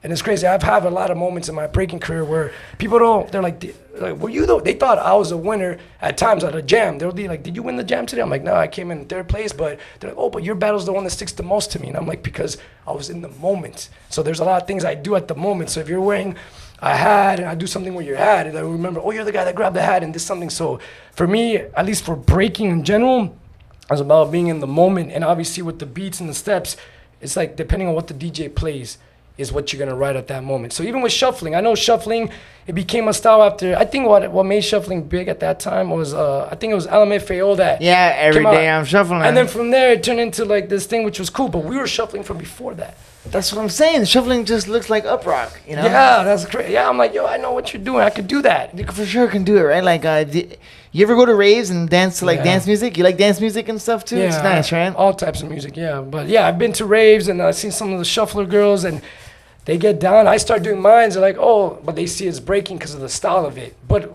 to pick up those steps, we've been doing those steps. Just like, it's the way you present it. It's the style of it that makes it different, but it's the same step. Almost every step in dance is almost the same. Like salsa steps, popping steps, locking steps. A lot of those steps are the same. It's just the style and the way you present it. You do any pop locking? Yeah, I've done a little bit of like pop. I played with it before. One of my crew members was really good. I had a few crew members that popped really good. Okay, yeah. Back in the days, B-boys did both. So I grew up like always being open-minded and learning that. Now, do I claim it? No. If you tell me, oh, you're a great popper, like, no. I won't even want to say I'm a popper, but have I tried it? Can I do it a little bit? Yeah, but I don't claim it. Like, I don't want to tell people, come take my popping class. I would never do that. You know, I'm strictly hip-hop, breaking, and what's crazy is that a lot of it, when growing up, you learn all the styles. You know, you try to touch a little bit of each, and then from there, you create your own style. But yeah, like popping, I've done salsa. I've taken a few salsa classes. I've done even choreography. You can do all the dancing, you think? Yeah, like even the trendy dances, they're not really hard. They're just social dances that you just pick up, you know, even at a party. That's where they usually come from a party, and then they make it into a TikTok. Now they're like, yo, that's the dance, but it's not. For me, it's like, yo, that's like a party dance, like chill, you know what I'm saying? Like, do you got a TikTok? I had a TikTok, but it was too much, like it was too much to do, because my friend did it as a job, and I saw how much time he was on it, that I was like, yo, I want to be alive in this moment. Bro, I can't be on that right now. Even Instagram, sometimes I don't want to touch it, but it sucks you in, dog. Because that's the thing, I'm an entertainer, right? So at the end of the day, a lot of my work comes from word of mouth and from them seeing me post something. If I don't post something, they're like, yo, this guy went out. It's like, that's it. He doesn't break no more. So it's like you gotta constantly, at least for entertainment, you gotta constantly promote. Now for me, like, I can't be on that. Like, I try to even not look at it till like 6 p.m. I wake up, I don't care if even if clients are hitting me up through it, I don't care. At 6 p.m., hello, you know, then I'll get back to everybody. But yeah, that's the one that gets me the most. I'll try to like stay off sometimes, but then same thing. I personal train people, and some people I contact, they only it's through training, right? Like because it became a way to contact, which sucks, it's another way to promote your It's another way of doing a lot to it, but that's the thing. You gotta look at it. It's good and bad, right? Yeah, it's good. Because you can get good work like that. You can slide into somebody's DM, they see your video, they see your Instagram, like, damn, this guy's ill. Like, I want you to open for me in dancing and stuff, you know? No, all my work usually is from all the years. You know, Mario, I know Mario. And then plus, it's my experiencing throughout the years, like what the experience I gave them to make him feel like, yo, that homie is dope. Like, you know, he's real as not only as a dancer, but as a person. So a lot of it is word of mouth for our work. But online, we have promoted a lot of times, and we've gotten like recommendations like that. But to us, it's always like, if I do your birthday party in 2 days, I'll get a phone call from your uncle. Yo, I saw that you did my, you know, and then can you do mine? And then from there, it just keeps going. So for us, even though we have press packages and we have stuff to promote our crew and like with clients, a lot of it's word of mouth, and that's because of the energy we give out. You know what I'm saying? And if you're doing what you love, you're gonna always be in the moment. You know what I'm saying? You're gonna express yourself at its fullest potential because you're doing what you love. And I love breaking. So when you get me to perform at your birthday party, just best believe it's coming from love. You know what I'm saying? Definitely, and the people are gonna know it, man. And they're gonna feel it. And when you have that passion for it, like when you're so authentic with it, it's attracting. It attracts that energy too. And it creates a moment at that moment. So 10 years later, they're gonna be like, yo, my cousin's birthday party, that had some 2 B-boys that came through. Like, they're always gonna remember that, because I guess I'm living my truth. I'm living my love. You know what I'm saying? And definitely, I'm not lying to myself. I'm actually performing for people. The best thing I love with breaking is teaching kids. I love kids. There's kids now that I've taught that were 7 years old that are now in their 20s. And they're like, Mario, it's me. And I'm like, who the heck is this? And they're like, yo, do you remember me? And I'm like, oh, you're the 7-year-old kid that, not too long ago, I met one of my students that's a cop. But it's crazy. I went up to him to ask him for a favor. Like, excuse me, officer. And he's like, hello? And I'm like, yes, I need something. He's like, hello? And I'm like, what? He's like, it's me. And I'm like, oh, yo, that's crazy. Like, a lot of them are cops that I know that I used to teach. So it's crazy how, like, to me, it's teaching kids to pass down the history, the generation of, like, showing them, like, what breaking is so that they could pass it on. Even the ones that stop, at least I pass it to somebody, I drop the seed, and it's up to them to keep watering it. But I like for me, it's teaching. Now, from there, performing is, like, my third thing. So for me, it's teaching, and then breaking, getting down with my crew, and then battling, and then performing for people. Because at the end of the day, like, you're hiring someone that loves doing what they do, and you're gonna get the best of them because they love what they're doing. You get what I'm saying? Like, yes, it's more authentic, like you said. So it's crazy. Like, breaking, as much as it looks hard and all that, once you've done it this long, you find a way to approach it where you could still create with it. And that's the thing. I'm still creating with breaking. So imagine 26 years, almost 27. I'm still creating with it. I don't get bored of it. That's why I'm still doing it. It's such a challenge that's amazing, yo. You know? And you're making new styles. There's new ways. New moves, new transitions, new everything, yo. Even power moves. Look, right now, I'll say, like, in Russia, there's, like, little kids that are 10 years old. They're spinning on their hands like 50 times, which is insane how they're figuring it out faster and that move. But then there's still the originality part, the original aspect of it, which is like, all right, now that you know how to do the move that's been done in the 80s, What can you do with it? How can you present it now that's gonna make it you? And that goes back to your whole lifestyle, because to me, breaking is a lifestyle. You know, it goes with everything. If I don't eat right, I don't break right. If I don't sleep right, I don't, you know, like it all goes together. So it's a lifestyle. So to me, there's a lot of kids nowadays that are like young that literally are spinning on their hands like there's a kid right now that did a world record of 49 spins on his hand like this. So you know how ballerinas spin like this? This guy's on his hand spinning. And he's only like 11 years old, 10 years old, some little Russian kid that killed it. They're raising the bar, huh? Yeah, hell yeah, but with certain tricks that it's been around since the 70s. Us, what we do, we mix it all up, that we create our own moves. So that's like, oh, that's Mario's flow. And then the whole world will be like, yeah, that's his flow. He's the only one that it's like putting a verse together, like when you hear Eminem. And oh, that's Eminem's verse. So no matter who says it, you'll be like, oh, I know where you got it from. You know? So that's with us. That's how much we create with it. And to me, I love it that much that I found a way to keep creating. Because, you know, once you reach the black belt, okay, I'm a black belt. You know what? You're saying, oh, I'm here, I'm a master. I've known you. Yeah, so think about it. Once you reach that level, that's when it starts. That's when it really starts. My God, this is the illness. Bro, that's what they always say. After 12 years in the game, I'm like, oh shit, I don't know anything. Yeah, exactly. You know what I'm saying? Like, I'm just getting started, dog. You know, and I thought I just got the hang of it. Yeah, and then think about it. At the end of the day, for us, okay, energy, and I'm breaking down to it as like an energy thing. Like, we're infinite, you know what I'm saying? So 20 years of doing something when you're infinite, and it's not even like an inch or a millimeter of anything, because it's forever. And that's what I'm saying. Also with love, like, you know, when you love what you do, you're going to do it forever. So there's no age to what you love, you know what I'm saying? So for me, if I could spin till I'm 70, I'll make sure I'm going to take care of myself, so at 70, I can still give you a head spin. But that's all up on me, you know what I'm saying? Like, if I really love it, I'll find a way to break the code. Because like I said, like, in history, people usually stop breaking after their mid-20s. Or even at like the latest 30s. There's some that are OGs, but they don't do the high level stuff. They just they'll just do the up rock, and they'll hit you with a couple of windmills. Like, maybe, and that's the thing. They'll hit you with like 2 windmills. Be like, nah, it's been a while. I'm tired. Yeah. Yo, Flips was cornering me in Singapore, right? And then our boy, you know, Stylebender, he used to be a dancer. Yeah, he was a break. He does like other styles. He was more of a pop lock. I think he's like a little bit of the newer style. Yeah. But he's part of a dance crew in New Zealand and everything. Oh, that's dope. And I remember I was telling him Flips, I'm like, yo, make a video, and I was gonna send it. I was like, yo, I'll make a video so I can send it to Styles, you know? And he did a couple windmills, and he was like, yo. He was exhausted, dog, after holding the camera on him for like a minute and a half, dog. You know what's crazy? That Flips, like, he's one of like the old school Miami heads that used to have mad power moves. That's crazy, that dog. That guy used to fly in the air before people were flying. That's my dog, G. Yeah, that's my corner man, bro. Me and him have always been down, bro. He was a power move guy, dog. Yeah. He had moves. And he had a lot of power moves that were like, he was ahead of his time at the moment. It's just, I wish he would have kept going. Like, that's one guy I wish would never have stopped breaking 100%. Because that guy was just getting his air flares. He was getting certain tricks that I was like, what the heck? Like, he was like a natural to it. When it came to power moves, that guy was, and he had flavor too. But his main thing I noticed that he had dope ass power, He got into fighting, dog. Yeah, no, I remember when he transitioned to fighting, he used to tell me, oh, come to the gym, this and that. And I'm there like, and he's like, yo, trust me, breakers, when it comes to breaking and MMA, like, they could transition easy, trust me. Yeah, that's what Joe Rogan always used to say, you know? No, like one of my boys, Gamebred, he says it. Like, he's like, yo, he has a lot of respect for breaking because he knows how hard that is. And he's one of the guys back then that tried it. And it was like a choice. Either I break or fight. He's like, man, Mario, forget this. I'm going to fight.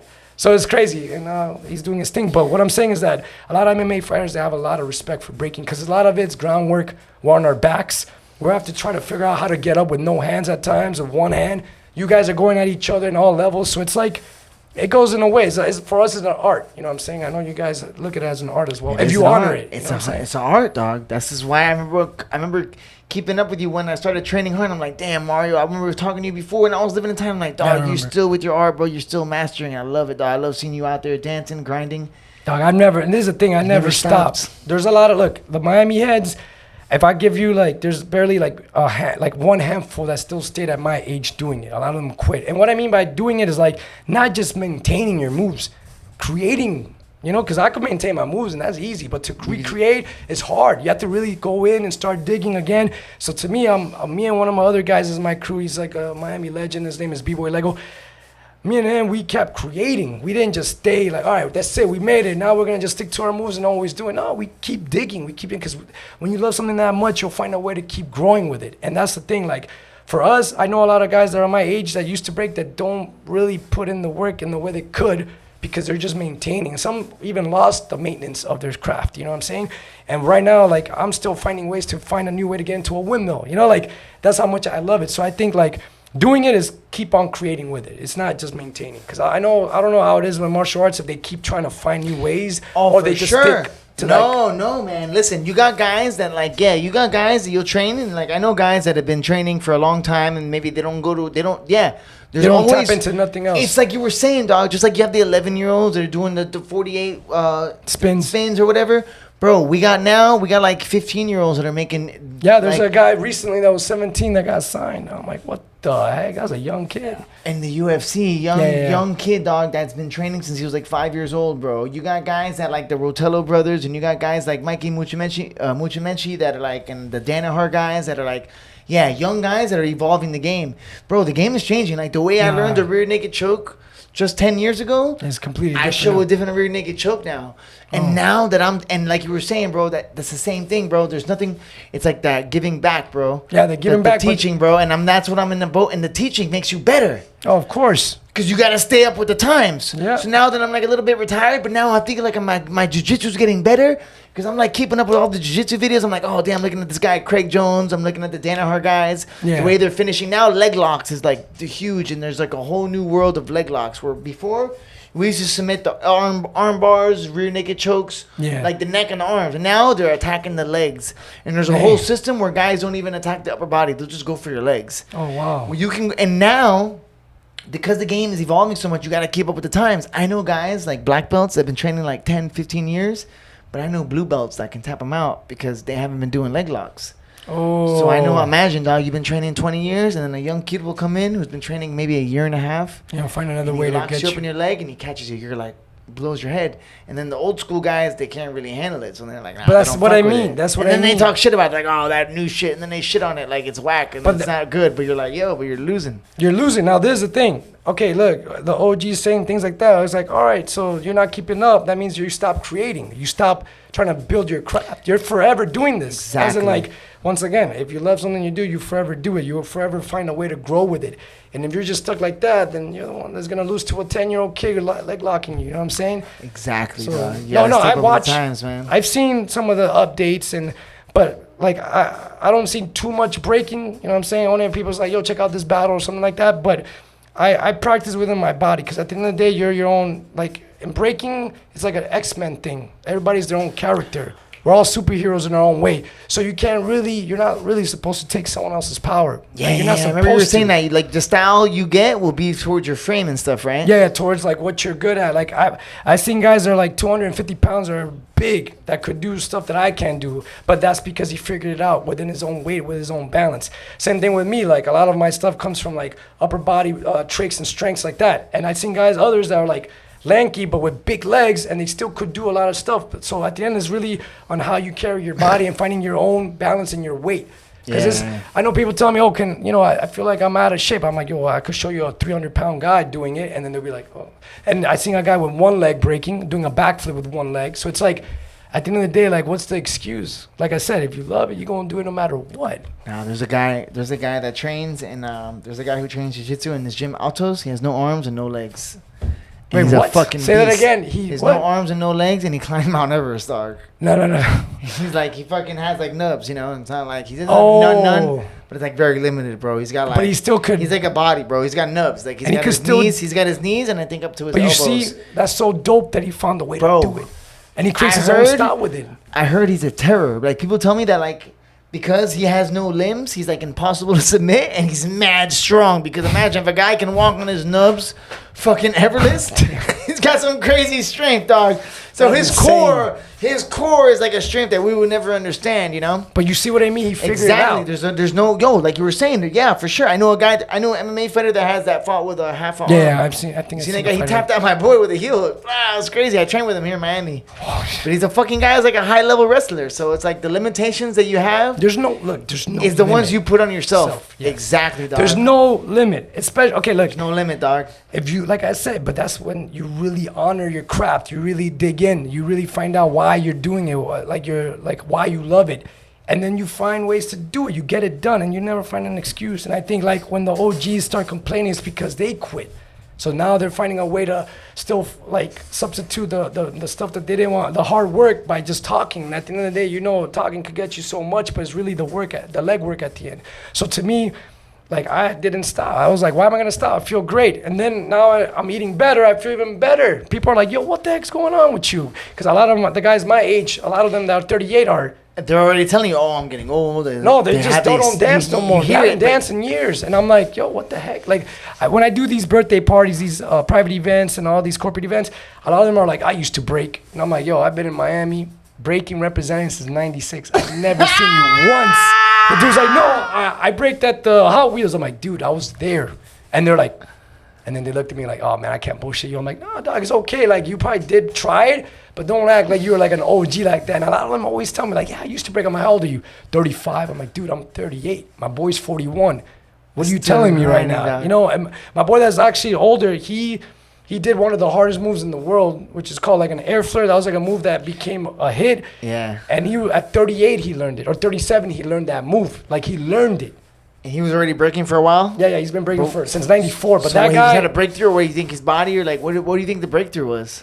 Well, there's the thing. He got more focused. Like, he had like he was treating his body in a way that he shouldn't have by like doing certain things, and he just went straight focused. Like, and what I mean by that, he was taking substances like alcohol and all that, and then he quit drinking. He did a lot of stuff where he quit and only focused on his dance and his diet and all that. Because he always been a health freak, but he did drink a lot. He did carried away with certain actions that he did. Yeah. And he blanked out, and he said, no, I'm going to go for it. And he did it. He literally, in 2 months, did a move that like the whole world like praises and stuff. And it's crazy because he did it at 37.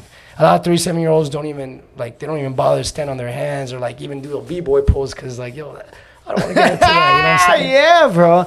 Wait, what? So wait. Flips is training jiu-jitsu, and I told you, man, that guy can roll, spar. He helps me get ready for fights. But he did 2 minutes. He was like, he was breathing heavy. That's crazy because jiu-jitsu, it's like you're using your full body. Yeah, it's like a different energy system, you know? Like jiu-jitsu is weird where it's one of those things where like you can do only jiu-jitsu and never get tired if you only do jiu-jitsu. Like, I don't know, like for breakdancing, you have to do like you do running and cardio and lifts. We or do you everything. Feel like breakdancing, you can just breakdance and. No, I know guys that don't work out, that they don't lift weights to do it. I know guys that they can just stay sharp breakdancing without it. Yeah. The only thing is the stamina game. Once again, finding ways to be long with your stamina on the dance floor. Obviously, knowing how to do breathing patterns where it helps you and all that. But it's really the health. Like if you're healthy, you're gonna break for a long time. And for me, I realized by becoming vegetarian vegan, I was able to still break at a high level. Because I probably would have just maintained my moves, but then you get old fast. Like, yo, you've been doing that at every birthday party. Switch it up, brother. And I'm like, I got you. So I challenged myself to make sure I try different tricks at each event so that I don't look the same. But then again, obviously, you want to polish up what you already have, but also create more. And by being healthy, when I switched my diet is when my knees stopped getting inflamed. Like I used to have bubbles on my knees for breaking. Like once a week, I'll be like, man, my knee's injured. And then I haven't had knee injuries in like 5 years since I went vegan vegetarian. So it's dope. Like to stay in this, doesn't matter if you work out or not. It's just, you got to be healthy from the inside out. And a lot of it is coming from your soul because we're expressing ourselves. You know, you're expressing yourself. So sometimes you can see people how they break because they're going something through their life. You could tell, oh, that person's going through some stuff just by the way they break. They're not finishing their sentences. Because it's like art of storytelling, which is my boys' thing. And what's crazy is that you're telling a story when you break. You know what I'm saying? Yeah, so you could tell when people are like cutting their stories. You could tell there's something going on. And next thing you know, you find out, they're going through something and then they're trying to take it out on their dance because that's where you like kind of like let loose and stuff. But you could see them, they're breaking where they're at just by what they're demonstrating. So to me, this is an art form, you know? So I respect it, I honor it. And like you could see in my flow, If I'm having a good month, you'll see my flow longer. If I'm having a short flow, it's because at that moment I'm just a little stressed. But not even stressed like that. But like I'm going through something that I gotta take care of. So it's crazy. Through my dance, I could read people. You know what I'm saying? Like what they're going through and stuff. But it's all about the soul expressing itself with breaking. Any hip hop art form, it's your soul expressing itself to the fullest potential with hip hop. So. Wow. Hey, you said finish a sentence. Is that a breaking term? What? Finish the sentence? Well, no. Or like, because my boy says that a lot when with the combinations. He's the same one, like finishing the sentence. That's dope. Yeah, no, you could compare it. Like my boy has a thing called art of storytelling, and it's basically like what is that? That way, that's like his thing, or yeah, it's his thing. Something that he like put together, and he's been doing his whole life. To me, I look at it, and it inspires me to like, all right, let me see, can I do a complete sentence with my breaking? Because you got to compare to certain things to see like, all right, same thing as like my boy says this. He goes, like I consider myself a Lamborghini in breaking. That's kind of crazy. Like I'm the Lambo in break because I've done it this long. I've created my style and I polished my style and I've been on top of my game. So when people say I got a Lambo, well, I am the Lambo. What's up? You know what I'm saying? Like when it comes to like the material world, you know what I'm saying? I am a Lambo. Look at my breaking. I've done it this long and I've respected enough to maintain my health for it. You know what I'm saying? The art of it. So yeah, that's like a thing. So he says a sentence. I say the same thing. Like, did he do a complete sentence? Because a lot of times in breaking, sometimes guys get up, they'll do a spin and get up. Do another trick, get up, and right there is like their hiccups. Like, it's like, yo, finish your sentence, dude. You keep getting up, you're not making sense. So a lot of it has a lot to do with the flow of it. And once again, the way you're flowing in life is the way you're gonna show it in your dance. And that's one thing I've learned, even with me. I know when I'm like cutting it, because I'm like, oh man, I'm tired, but I'm making sure I'm putting in the work no matter what. Because it's all about the work at the end of the day. You know that. Look, put it this, I thought about it today. When you wake up, you're working. The moment your eyes open, you're right into work, no matter what it is. Even if you choose to do a 9 to 5 or to do what you love, you still gotta work. Break it down even more. If you're Kanye West or Elon Musk, why is it that they're still trying to make money if they already made all the money?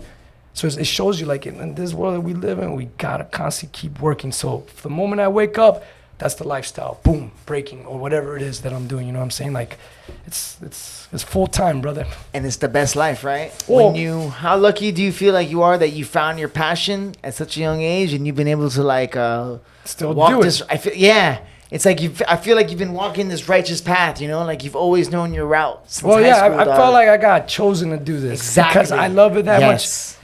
Put it this way. Imagine practicing. Like right now, I have a practice going on at this second, and it's kind of late.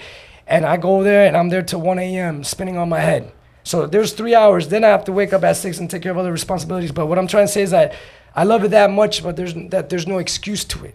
So now doing it this long and being able to walk my truth, what I felt like I got chosen to do, it's beyond grateful. It's crazy because I'm being me at 100. So when you meet other people, like, man, how come this guy's so confident? It's not confident. I'm just being myself from the dance, from doing what I love. Once again, when you're being forced to do something you don't want to do, you get irritated, you get bothered. You're just like, why am I here? Why? And that builds up after time. But when you find something you love and you really love it, you're going to have a great time with it. It's going to be a flow. Like, you're going to be doing this. Obviously there's the high waves, low waves, but you're going to flow through it and you're not going to give an excuse. So it's crazy that I'm still doing it. A lot of people still tell me, like, yeah, you're still breaking. Everybody tells me. It's one of the reasons why coming back to Miami, I was like, yo, you were like one of the first guys I hit up to want to do the podcast. Like, yo, I have to talk to Mario because, yo, you have been about this life since I've known you, dog. No, I've seen people come in and out of this. My man, I picked up 5 different things since I've known you. Last time I saw you, you were about this life, dog. Hip hop elements. You were graphing and doing breaking, dog. Yeah, everything. I was a little bit lost. I was still trying to find my thing. I found graphing. I love that rush. I'm kicking myself in the ass now talking to you that I didn't get into dancing, but I found MMA, and then once I found that thing, that's it. I never looked back. Yeah, that's crazy that you went from like graffiti to MMA. To me, I was like, he's fighting? I'm like, whoa, I want to, like, that. To me, that also made me think, like, my man's fighting. Like, to get punched in the face. It's the same. I imagine you do this, and I'm like, oh, don't hit me. Imagine a full punch at 100 miles per hour. Yo, that's crazy how you even started doing that. It's the same rush, bro. What's crazy is that you grew up with Masvidal, dog. One of the best to ever do it, bro. And I was like, yo, you guys grew up together, huh? Like, you were just saying that he used to break dance. I never knew that. Well, this is the thing.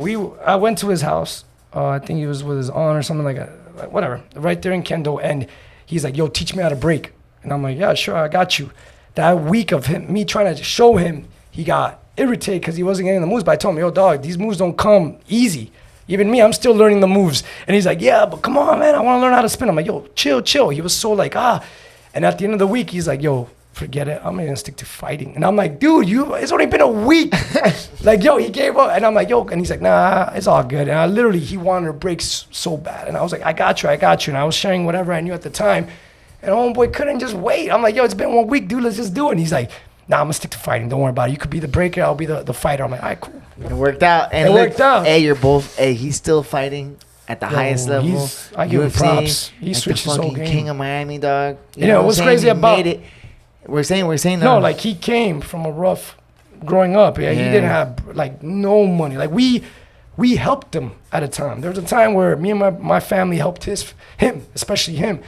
So it's crazy to see where he's at right now, you know? Like, he actually did what he wanted, man, and he never gave up. Even with a million punches in the face, he kept going. And what's crazy is we were doing backyard, like, boxing matches before he did the Kimbo thing. I remember in the backyard, he busted me up with some gloves, and this is like I was telling you earlier, like, it's like the high school drama. If there's, like, beef in the school, instead of them fighting at school and getting suspended, we're like, yo, go to Mario's house. They're going to take it out in the backyard because my parents were never there. So we're like, yo, let's set these up. And we'll have matches all day. And he was one of the guys that will come, bust one of us up. And then we're like, all right, George, we'll see you later, man. And we'll hang out. But it was crazy because I was before his Kimbo days. So it's like, even right before that, boom. Before the Kimbo, before that. Yeah, it was before, so it was like the pre, you know. And before the Kimbo, he was already like unknown, like he was already an MMA fighter, right? Like he was already doing his shit. Dog. That wasn't like he was just a street fighter. He had already been like a trained martial artist. Well, right? He took Jeet Kune Do from I think that's a Bruce Lee. Yeah. He took Jeet Kune Do. He used to come to my house right after the class, right there in Kendo, and the one right here in maybe 137, the Jeet Kune Do gym here. Yeah, that one. He used to come at 137th Ave. I remember. Yeah, it's like one around here. Yeah, the one right. Yeah, dog. He'll come to my house with his bamboo sticks and be like, yo, what's up? What you want to do? Hey, can I get a sandwich? Yo, can I get something to drink? Because it was down the street from the studio. So I'm like, yeah, just come in.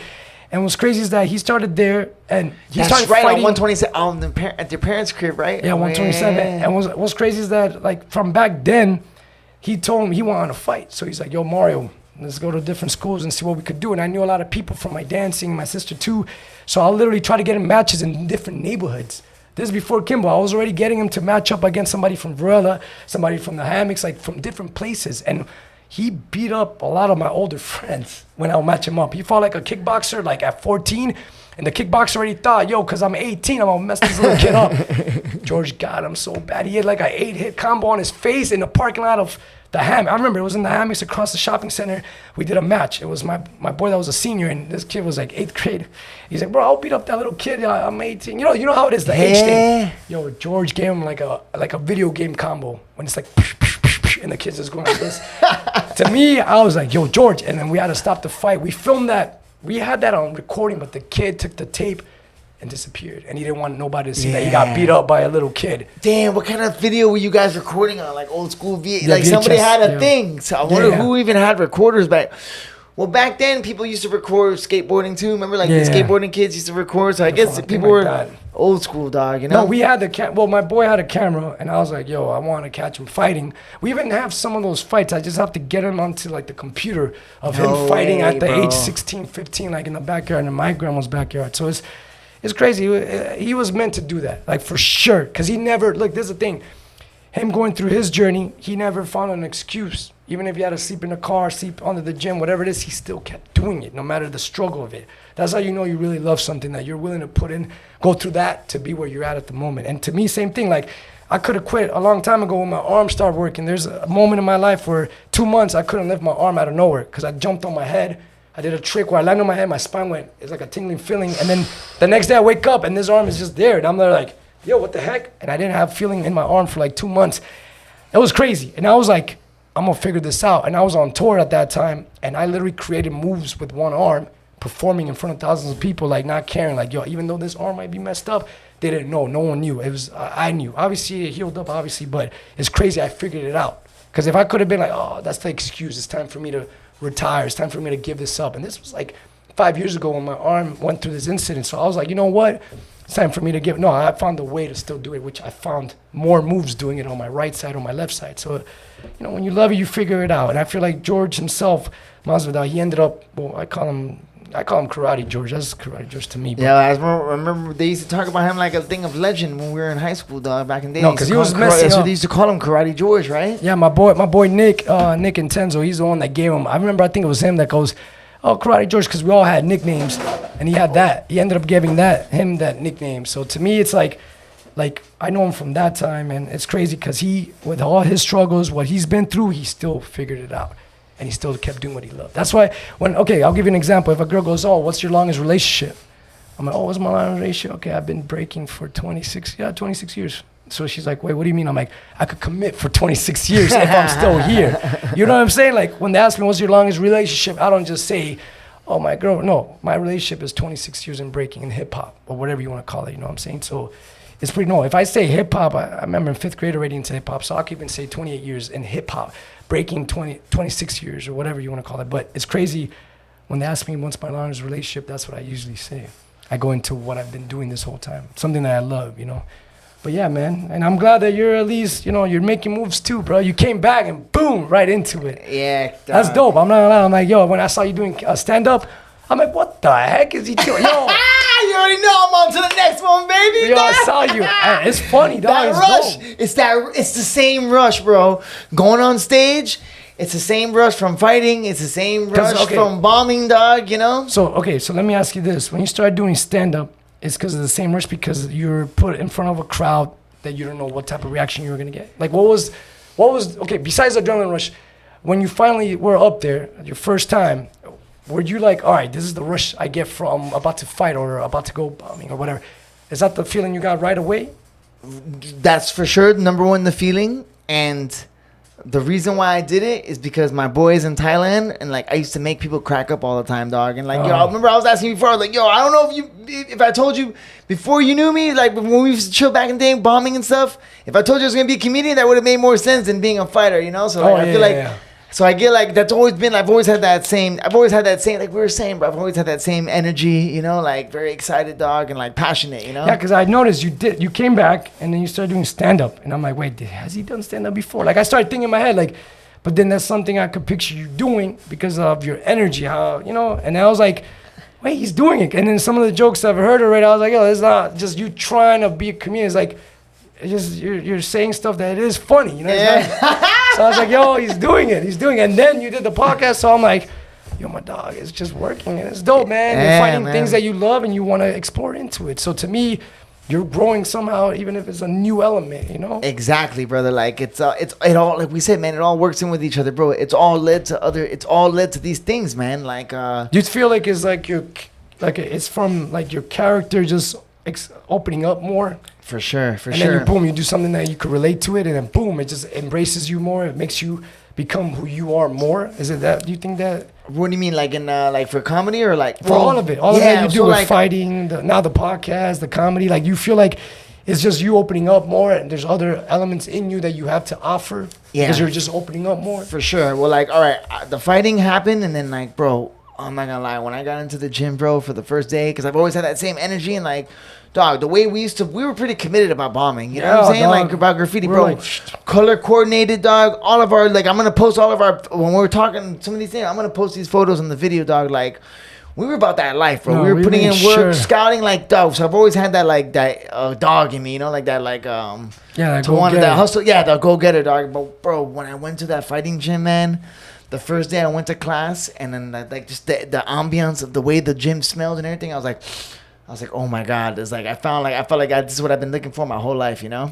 Oh, okay. So then after that, and then I just dedicated my whole life to training martial arts, dog, and fighting. Like my diet, everything, cleaning, training, doing jiu-jitsu tournaments, losing, bro. Dog, losing for the first 3 years, never winning shit, dog. You know, like losing, like not 3 years, but like, yo, you gotta suck for a long time before you, like any master, right? What do they say? Like that famous saying, the master has failed more times than you've ever tried. Yeah, exactly. You know what I'm saying? But then I look at it like this. You like as like you learning into it. Like, what are your reasons why? Obviously, in the beginning, you don't know. It's just something that attracted your soul, brought you to that moment. Now you're doing it. Then as time goes by, you start seeing like, oh man, the honor of it. You start respecting it more to the point that now you know your why. To me, like I said, like it's like for you, you felt that natural moment. Like, oh wait, I think this is where I belong right now. Like this is what's my calling at the moment. It all clicked, with, bro. With my breaking is the same thing. Like when I did it, there was no hidden agenda. There was no like, okay, I'm gonna get girls with it. Obviously, there's the perks of it, the benefits of it, of like, oh, he's cool or whatever it is. But it was more like the love of it, where I was like, man, that looks so exciting. That looks so like, I don't know, it was something that caught my attention. Now, going through that feeling, you start finding your whys, and then at the end, like, you love it to the point that you just keep going in it, because there's so much you could do with that one thing, you know. And you found exactly. Well, that's the thing, bro. Fighting and meeting people like that led into you met podcasting, people that, bro. Oh, like, yeah, look. You know what I'm saying? So, like, yeah, like, I remember, like, I always had that same crazy energy, and I'd be training with all my teammates, and I remember one of my boys, well, the one who's a champ now, Alexander Volkanovski, he used to be like, oh, he's from Australia, he's always telling me, like, oh, man, you need to have somebody just has a camera around you, following you around, so, like, because I used to always make my teammates crack up, dog, you know, like, same when we used to chill back in the day, you know, Yeah, you were always, I just remember you'll do it, and then you don't even care, like I said, even when we used to go out and the ladies, you were just, I'm gonna get that one. I'm like, but that one, and you're like, I don't care. I'm like, all right, cool. And then we'll dance with them, and I'm like, yo, he's actually doing it. Not just say, like, you weren't just saying, you did it. So that's why even going, like, when we used to go out and do graffiti, I remember you were just, let's do it. I'm like, oh yeah, he's about it. Like, we're gonna do it. Yeah, dog, bro. It's crazy, man, the history that we have. And look, it's like, it's amazing, dog. And like, look, and two people, dog, we're out here, we're still chasing our dreams, bro. You know what I'm saying? And forever, look, like, once again, like, it's infinite. You know what I'm saying? You're gonna have to do it forever. You know what I'm saying? And you'll find other ways that could relate to it, because there's some of the older guys, they found ways to coach now, like how you said, like coaching. Other ones that are creating programs even for breaking. There's older guys that found ways to present it, to make teams, especially now with the Olympics. So, you know, when you love it, you'll find a way to still be part of it. You know what I'm saying? Exactly. You were talking about that, dog.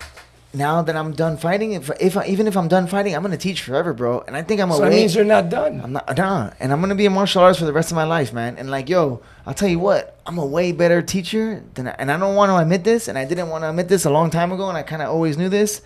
I'm probably a way better teacher than I'll ever be a fighter, dog.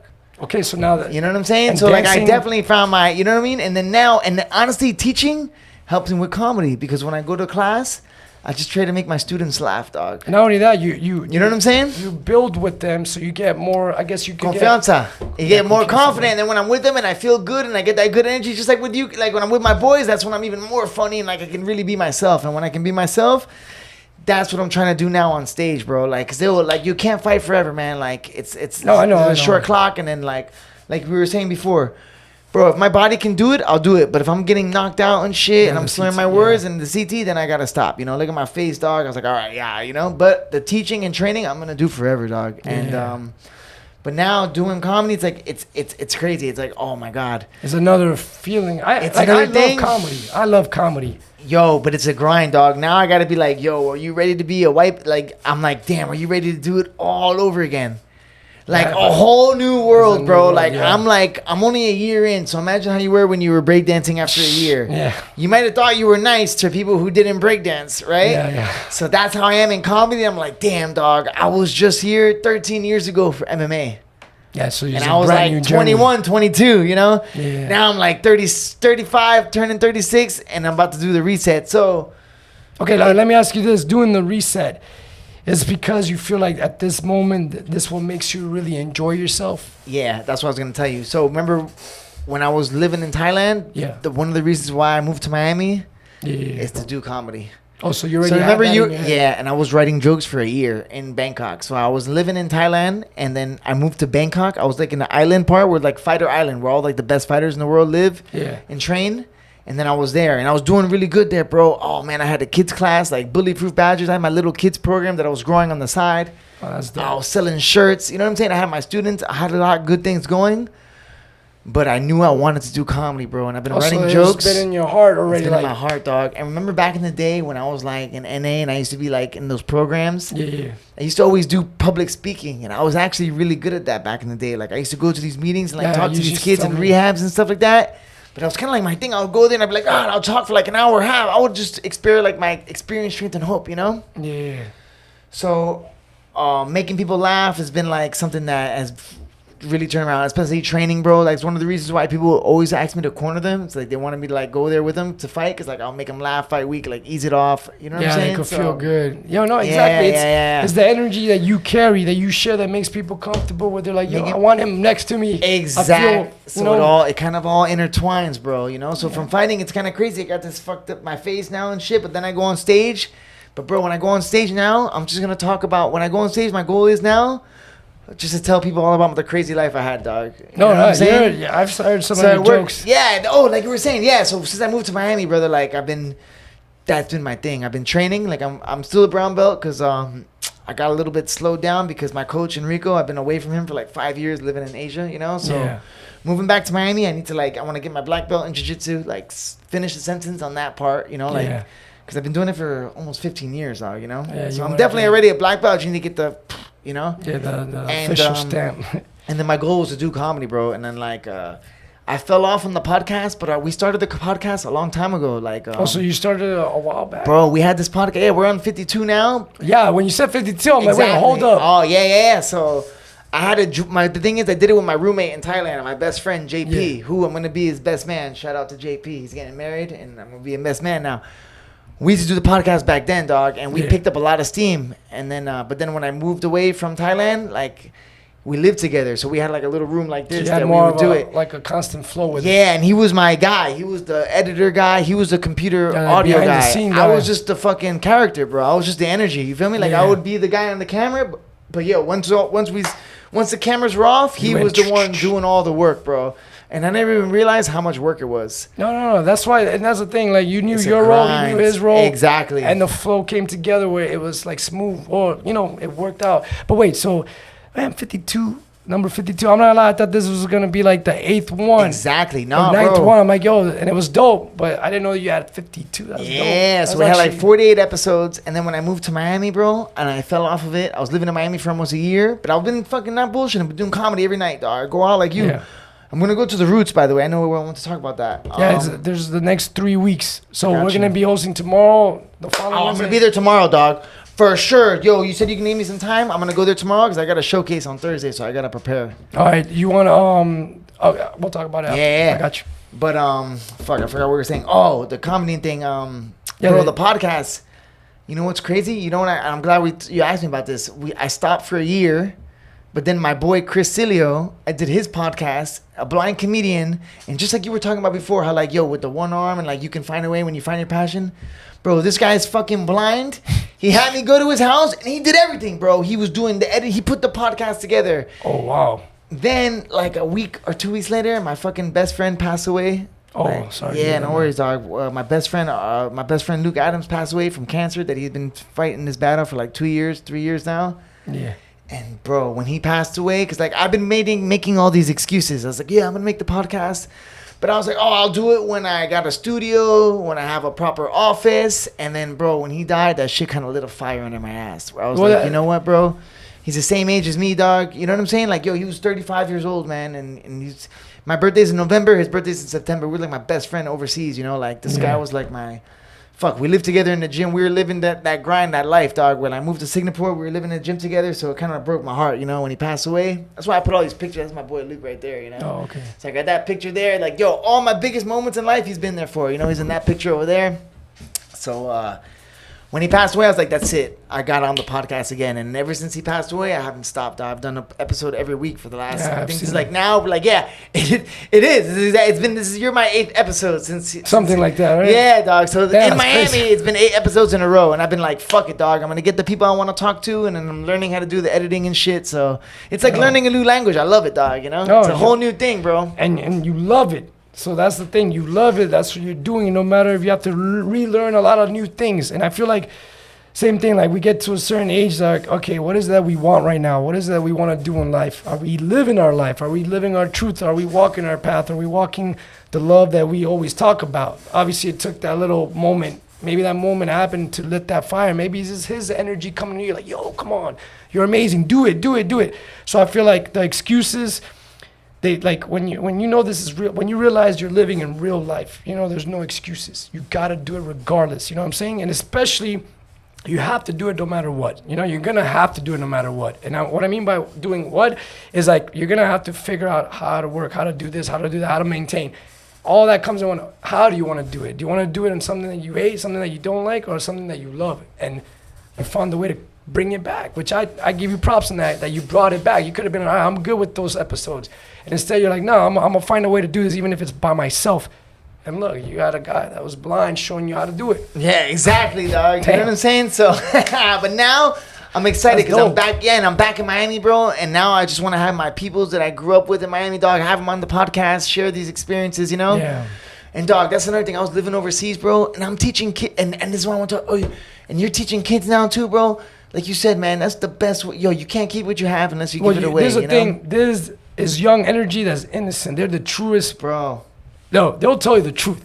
When I'm teaching, the youngest I've taught was a 3-year-old, which just sat there and looked at me. And I'm like, why is he looking at me like that? Man, get up. But I realized he's 3 years old. He can't. It was funny. But the young kids they're raw. Like, they're dope. They like tell you the truth. So when I teach the young kids, it makes me feel like, yo, they're being honest with me when I talk to them. You know what I'm saying? And I talk to them like they're my friends. I never talk to them like little kids. I'm not like, don't gotta talk to kids like kids, bro. You treat them like adults, and they love that shit, bro. Yeah, they see there's like a type of respect. Yeah. And then they do. It's crazy. Like, I learned so much from little kids. You know, I'm older, but I learn from them. Yeah. I learn how to even express my character more when I see them expressing their characters. So it's like, and it's maybe because of me. They probably see it in me, so they do it, and I do it because I see it in them. So it's dope. The young energy is always awesome because they're innocent. They'll tell you the truth. And that's what I love about teaching kids, that they're raw with it. And some of them pick it up, some of them don't, but they tell you the truth.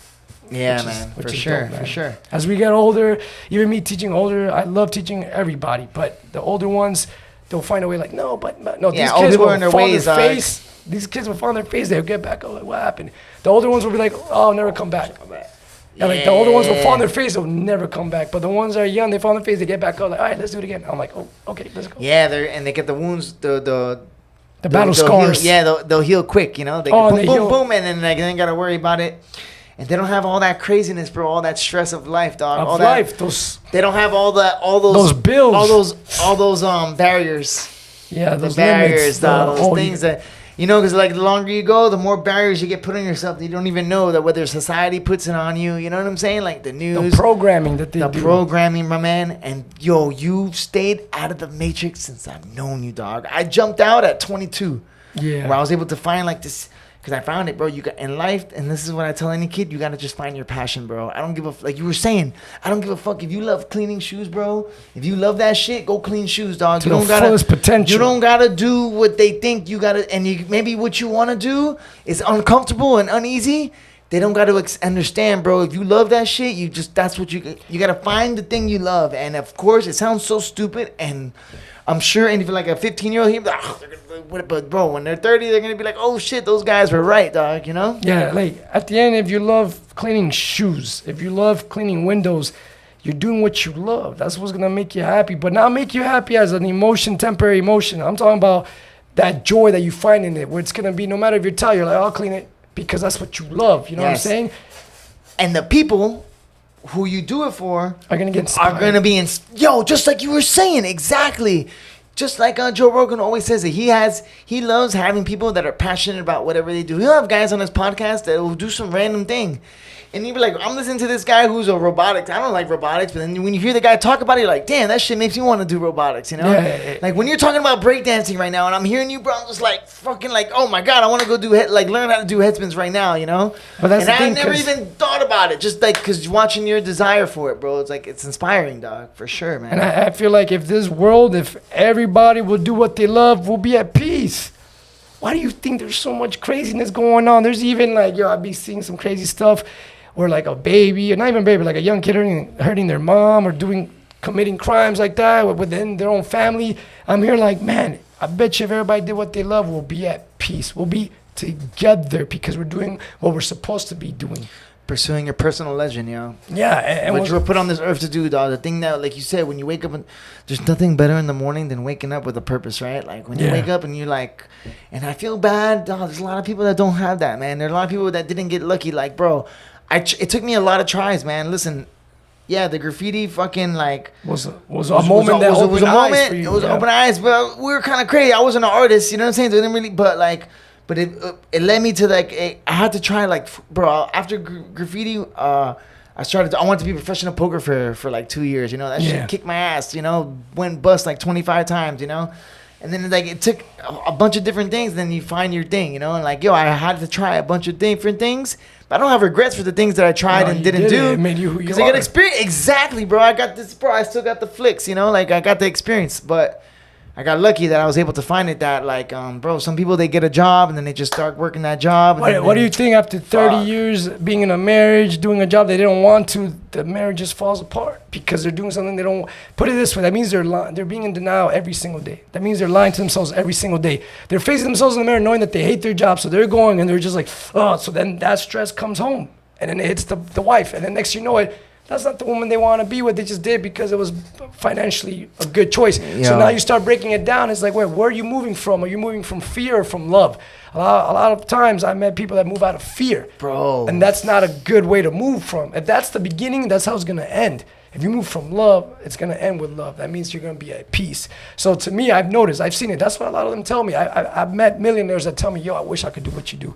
I'm like, but aren't you happy with your Lambos and all those Benz? And he's like, nah, I want to trade places with you. I'm like, why? He's like, oh, because you're just dancing. I see I could read your energy through your Instagram that you're having a great time. I just want to be there. I'm there like, wow, all these people with all the money that they talk about. That's it's like, true, man. They tell me, they're like, yo, man, I wish I could do what I love. Because some of them, whatever they did to get there, whatever, it is what it is. But they didn't do it from moving from love. Because if they did it from love, they wouldn't be saying, let's trade places.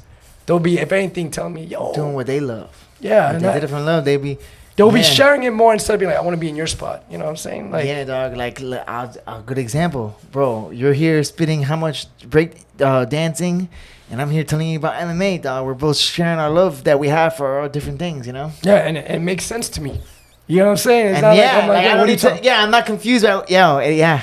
That's dope, right? And but this is the thing. The righteous path, dog. It's the righteous path, yo. Which is being your truest self to its fullest potential. And I feel with all the distractions, the entertainment, all the stuff that's kind of like pulling people away from themselves is causing the wars, is causing the negativity. And right now, social media, bro, the social media is fucking us up. Because it's easy to fool somebody on social media. Yeah, it's all for the clout. And then people doing things just for the social media. I don't think people, like we were talking about with the graffiti, bro. I think there's guys that are just doing graffiti and then they post a picture and they think that's getting up. That's not all city, bro. No, they're not climbing. You know what I'm saying? No, we was like, yo, there was a time when you would see Day Crew FMS from Kendall to Miami Beach. You'd see us 4 or 5 times, color coordinated, bum. On the turnpike when they were building it, yo, we were wrecking that turnpike, dog. Oh, shit, yeah, that lake spot, that express spot, I can't believe I had that flick. Color coordinated, me, you, and Scape. The red one, right? Yo, Scape, Spaz, and Script. It's like a goddamn superhero movie, bro. The triple S, dog. The triple S threat coming at you. Yo, see, that's something. And cops, yo, hiding on rooftops, running from cops, dog. We're gonna get some beats going. What's crazy is that we were just having fun with, like, even though we knew the danger of it, bro, there's danger everywhere, dog. If you miss that little step, you fall off. Oh my God, forget it. You'll be dead. Didn't we news? I remember somebody was walking on a roof and you could just fall through the roof, dog, end up in some building. You're like, the stuff we did, climbing over barbed wire fences, and like, remember the turnpike when they were doing, we were going to the construction site just to get there. Remember on the turnpike? We had to run around the lake. And we would like go in like a neighborhood, like on Doral, and park in the neighborhood. Remember just finding those spots? I had to we would park the car and then have to walk through the fucking construction. Yeah, and knowing that we could fall into some pit or some crazy stuff. Who knows what was that? And then we just start painting, dog. And once you start painting, it's like, shh. I think the one that we did by the expressway, by Dolphin Mall, the Dolphin Express, or whatever. The red one. Yeah. I think I had Escape on my shoulders, and he was hitting the high FMSs. Remember? The yes. So on top. He was on my shoulders. Bro, what about doing the billboards and getting on your toes? Yo, dog, we did. Oh, and it's like, look, at the end of the day, it was a moment in time that we're just... You can't look down, dog. Yo, climbing those ladders on the billboards. If you guys don't understand, the billboards on the Palmetto Expressway, those highway signs. It's like, oh, crap. And you have to get up there, and the ladder always starts to prevent people from climbing, right? The ladder starts like extra high. Way to get up there. So you got to try to way to get on the ladder, and then the last guy would always be a little bit harder. You have to figure it out, like the most athletic one, I think I was the last guy for most of them. Because I remember I was like, all right, the electric box, put my foot here. It's like parkour. Yeah. We were doing parkour, graffiti, and everything at the same time, yo. Yo, that we were doing parkour and graffiti at the same. Oh yeah, for sure. Yeah. I don't want to say it, but it's like parkour with style or something. Yeah, definitely, dog. No, but that's the thing. It was a time where we were just expressing ourselves on.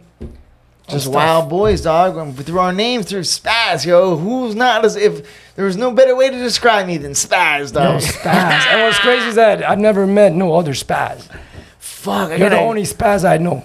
Oh my god, we gotta go bombing, dog. We gotta go do some. Oh, but we just said our names and shit. Just I kidding, don't dog. know. No, we're all fake. We're known now. We're known and shit, dog. So we gotta just do like. I'm not an artist, so I can just do like a blockbuster, you know, with some. No, 3D. you'll be fine, but regardless, I don't even like telling people. I know, right? Do it. JK, dog. We're gonna scratch that one out, yo. But I was gonna say one more thing. Going back to the whole thing with this world, like right now we're doing what we love. You're finding other avenue. You're doing your stand up.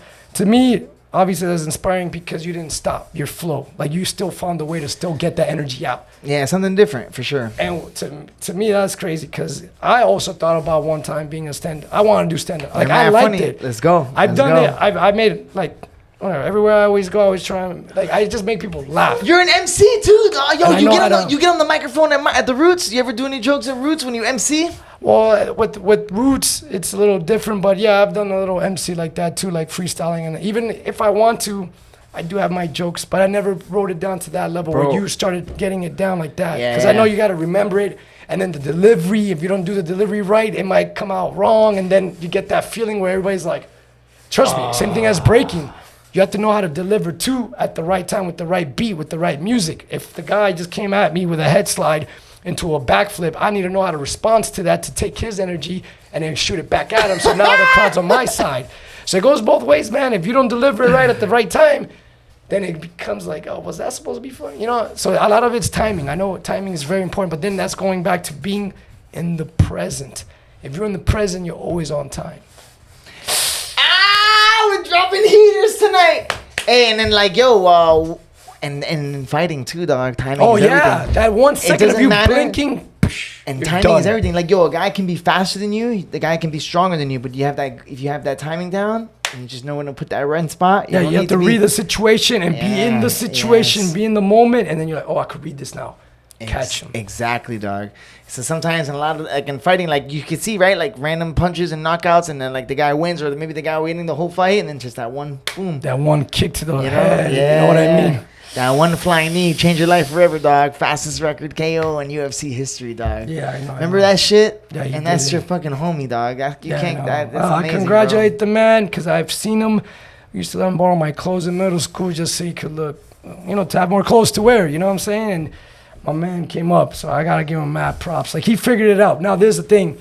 I want to talk to him again. I haven't spoken to him in a little bit, but I want to hit him up to see how is he doing at this moment with his heart. Because remember, it's okay to have all those big toys that the government gives. Like these are toys that we're playing with. We're all these expenses, whatever. But I want to know where his heart is at. And I feel like at the end of the day, no matter how much you get, how much success, it goes back to where you really are in your life with your heart. You know what I'm saying? And if you feel like you're not sacrificing your integrity or doing stuff to hurt others, then I think you're living your truth.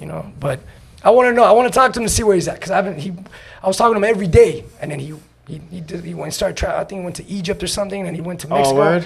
So he disappeared. I'm like, I haven't heard from him, but I want to see where he's at with his mind and his heart, because at the end of the day, that's the real. No matter how much toys you have, it's really like where you're at with your heart and your mind, Yeah, definitely, because that's all gonna go away. Yeah, now remember, it's temporary.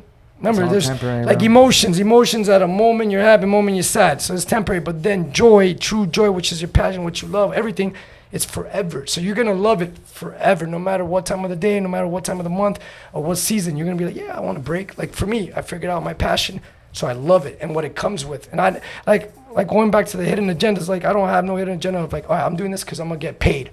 Nah, it's never that. Yeah. For me, it's never that. I'm gonna do it because I'm gonna enjoy it, and I know I'm gonna inspire somebody. Because they're gonna be like, wait a minute, my man's 38, spinning on his head. Hold up, what the heck are you doing to be doing that? You know what I'm saying? So to me, it's like it goes deeper. Not just okay, I'm gonna get the money. Of course, the money comes with it because you're doing what you love and you're doing it at a great level. You're presenting it at its best, so people are gonna pay you to be at your best. You know what I'm saying? So yeah. To me, like I love it, and if there's an apocalypse this week, or let's say the world ends tomorrow, best believe I'm gonna be breaking to the You're last breaking on the way second. out, dog. I'm like, yo, I'm out, but I'm gonna be doing husbands. Peace out, guys. But that's the thing. I'm gonna do it even when there's no money. I'm gonna do it even if there's nobody.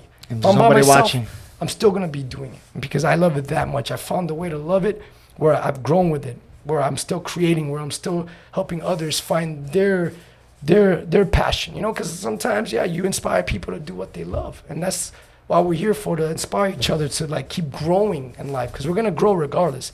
Me and you, we're gonna get old, but doesn't mean we gotta get old physically or mentally. It means we're just gonna go another year, but we're gonna get even younger. If anything, our spirit's gonna get younger. So for me, it's like, yo, I'm gonna keep doing this because I found ways to love it where it's like forever. It's like forever for me. So you'll see me get spinning wiser, old. baby. You know what I'm saying, dog? We're just getting started, dog. We're getting better like fine wine, dog. Yeah, I know.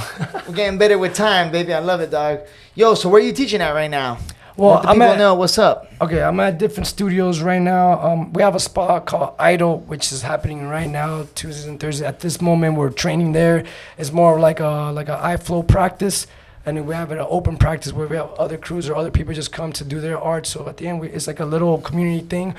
I teach right now at Focal Point, which is in Kendall on 127 by 127 10. Is it 104? Like 104, right? Yeah, 127, yeah. 104, I think around that. There's a Focal Point. Then I have another studio called Studio 61. I've been there for like 10 years. And then I have another studio called Art in Motion, which is another one that's like right there. It's all like within each other. Nice. But those are the studios I'm teaching at, all ages. Like I said, I taught somebody that was 59 years old. I taught somebody that was 3 years old. The ages don't matter. It's about the experience in the class. So for me, whoever wants to learn and come through. You know, it's Tuesdays, Thursdays, for both days, for the teaching classes at the studios and also for our open practices. You could talk to me and I'll see what's up, what we could do, you know. But yeah, that's my thing. Damn, you were just teaching. So when you were teaching, I was teaching too, dog. We're both teaching our craft, baby. I was Yeah, teaching we're at 8 sharing o'clock. it. Yeah, we're sharing the knowledge, dog. Giving back what was freely given up to us, baby. Yeah. Living our personal legends. I love it. Yo, my man, dog. That was a great conversation, my brother. I Yeah, it really was fun. appreciate It you was coming fun. out, dog. I can go for another 2 hours, but Yeah, I gotta we got take a mad huge history. biz, and we got history. Yo, we're gonna have you back for another one, dog. We gotta get you. Yo, let's get some more b-boys on here. You got some athletes, Yeah. bring them on, dog. I got some and guys. we'll share their story, dog. That's what we're here for, baby. We'll spread the love and spread that good energy, dog. That was amazing conversation, man. My dog, where you, can bro. the people find you, bro? Let the fans know where to find you on social medias and stuff. I'll say my crew social media is iFlow, IPHLOW, then Supah Mario 305, and then obviously almost every platform like YouTube and all that's all the same name. But yeah, IPHLOW is the crew one, that's the main one. My personal one is the Supah Mario. You can find it on his page. So Hell yeah. you know I'll be showing you love all the time. So. Always, dog. Always show me love because we're all just two artists. You know what I'm saying? Trying to get it, brother. I really appreciate you coming to the Honey Badger Hour, my man. That was a great conversation, dog. Thank you for having me, brother. Yo, that was really inspiring, my man. Ladies and gentlemen, Honey Badger Hour, episode 52. We're out.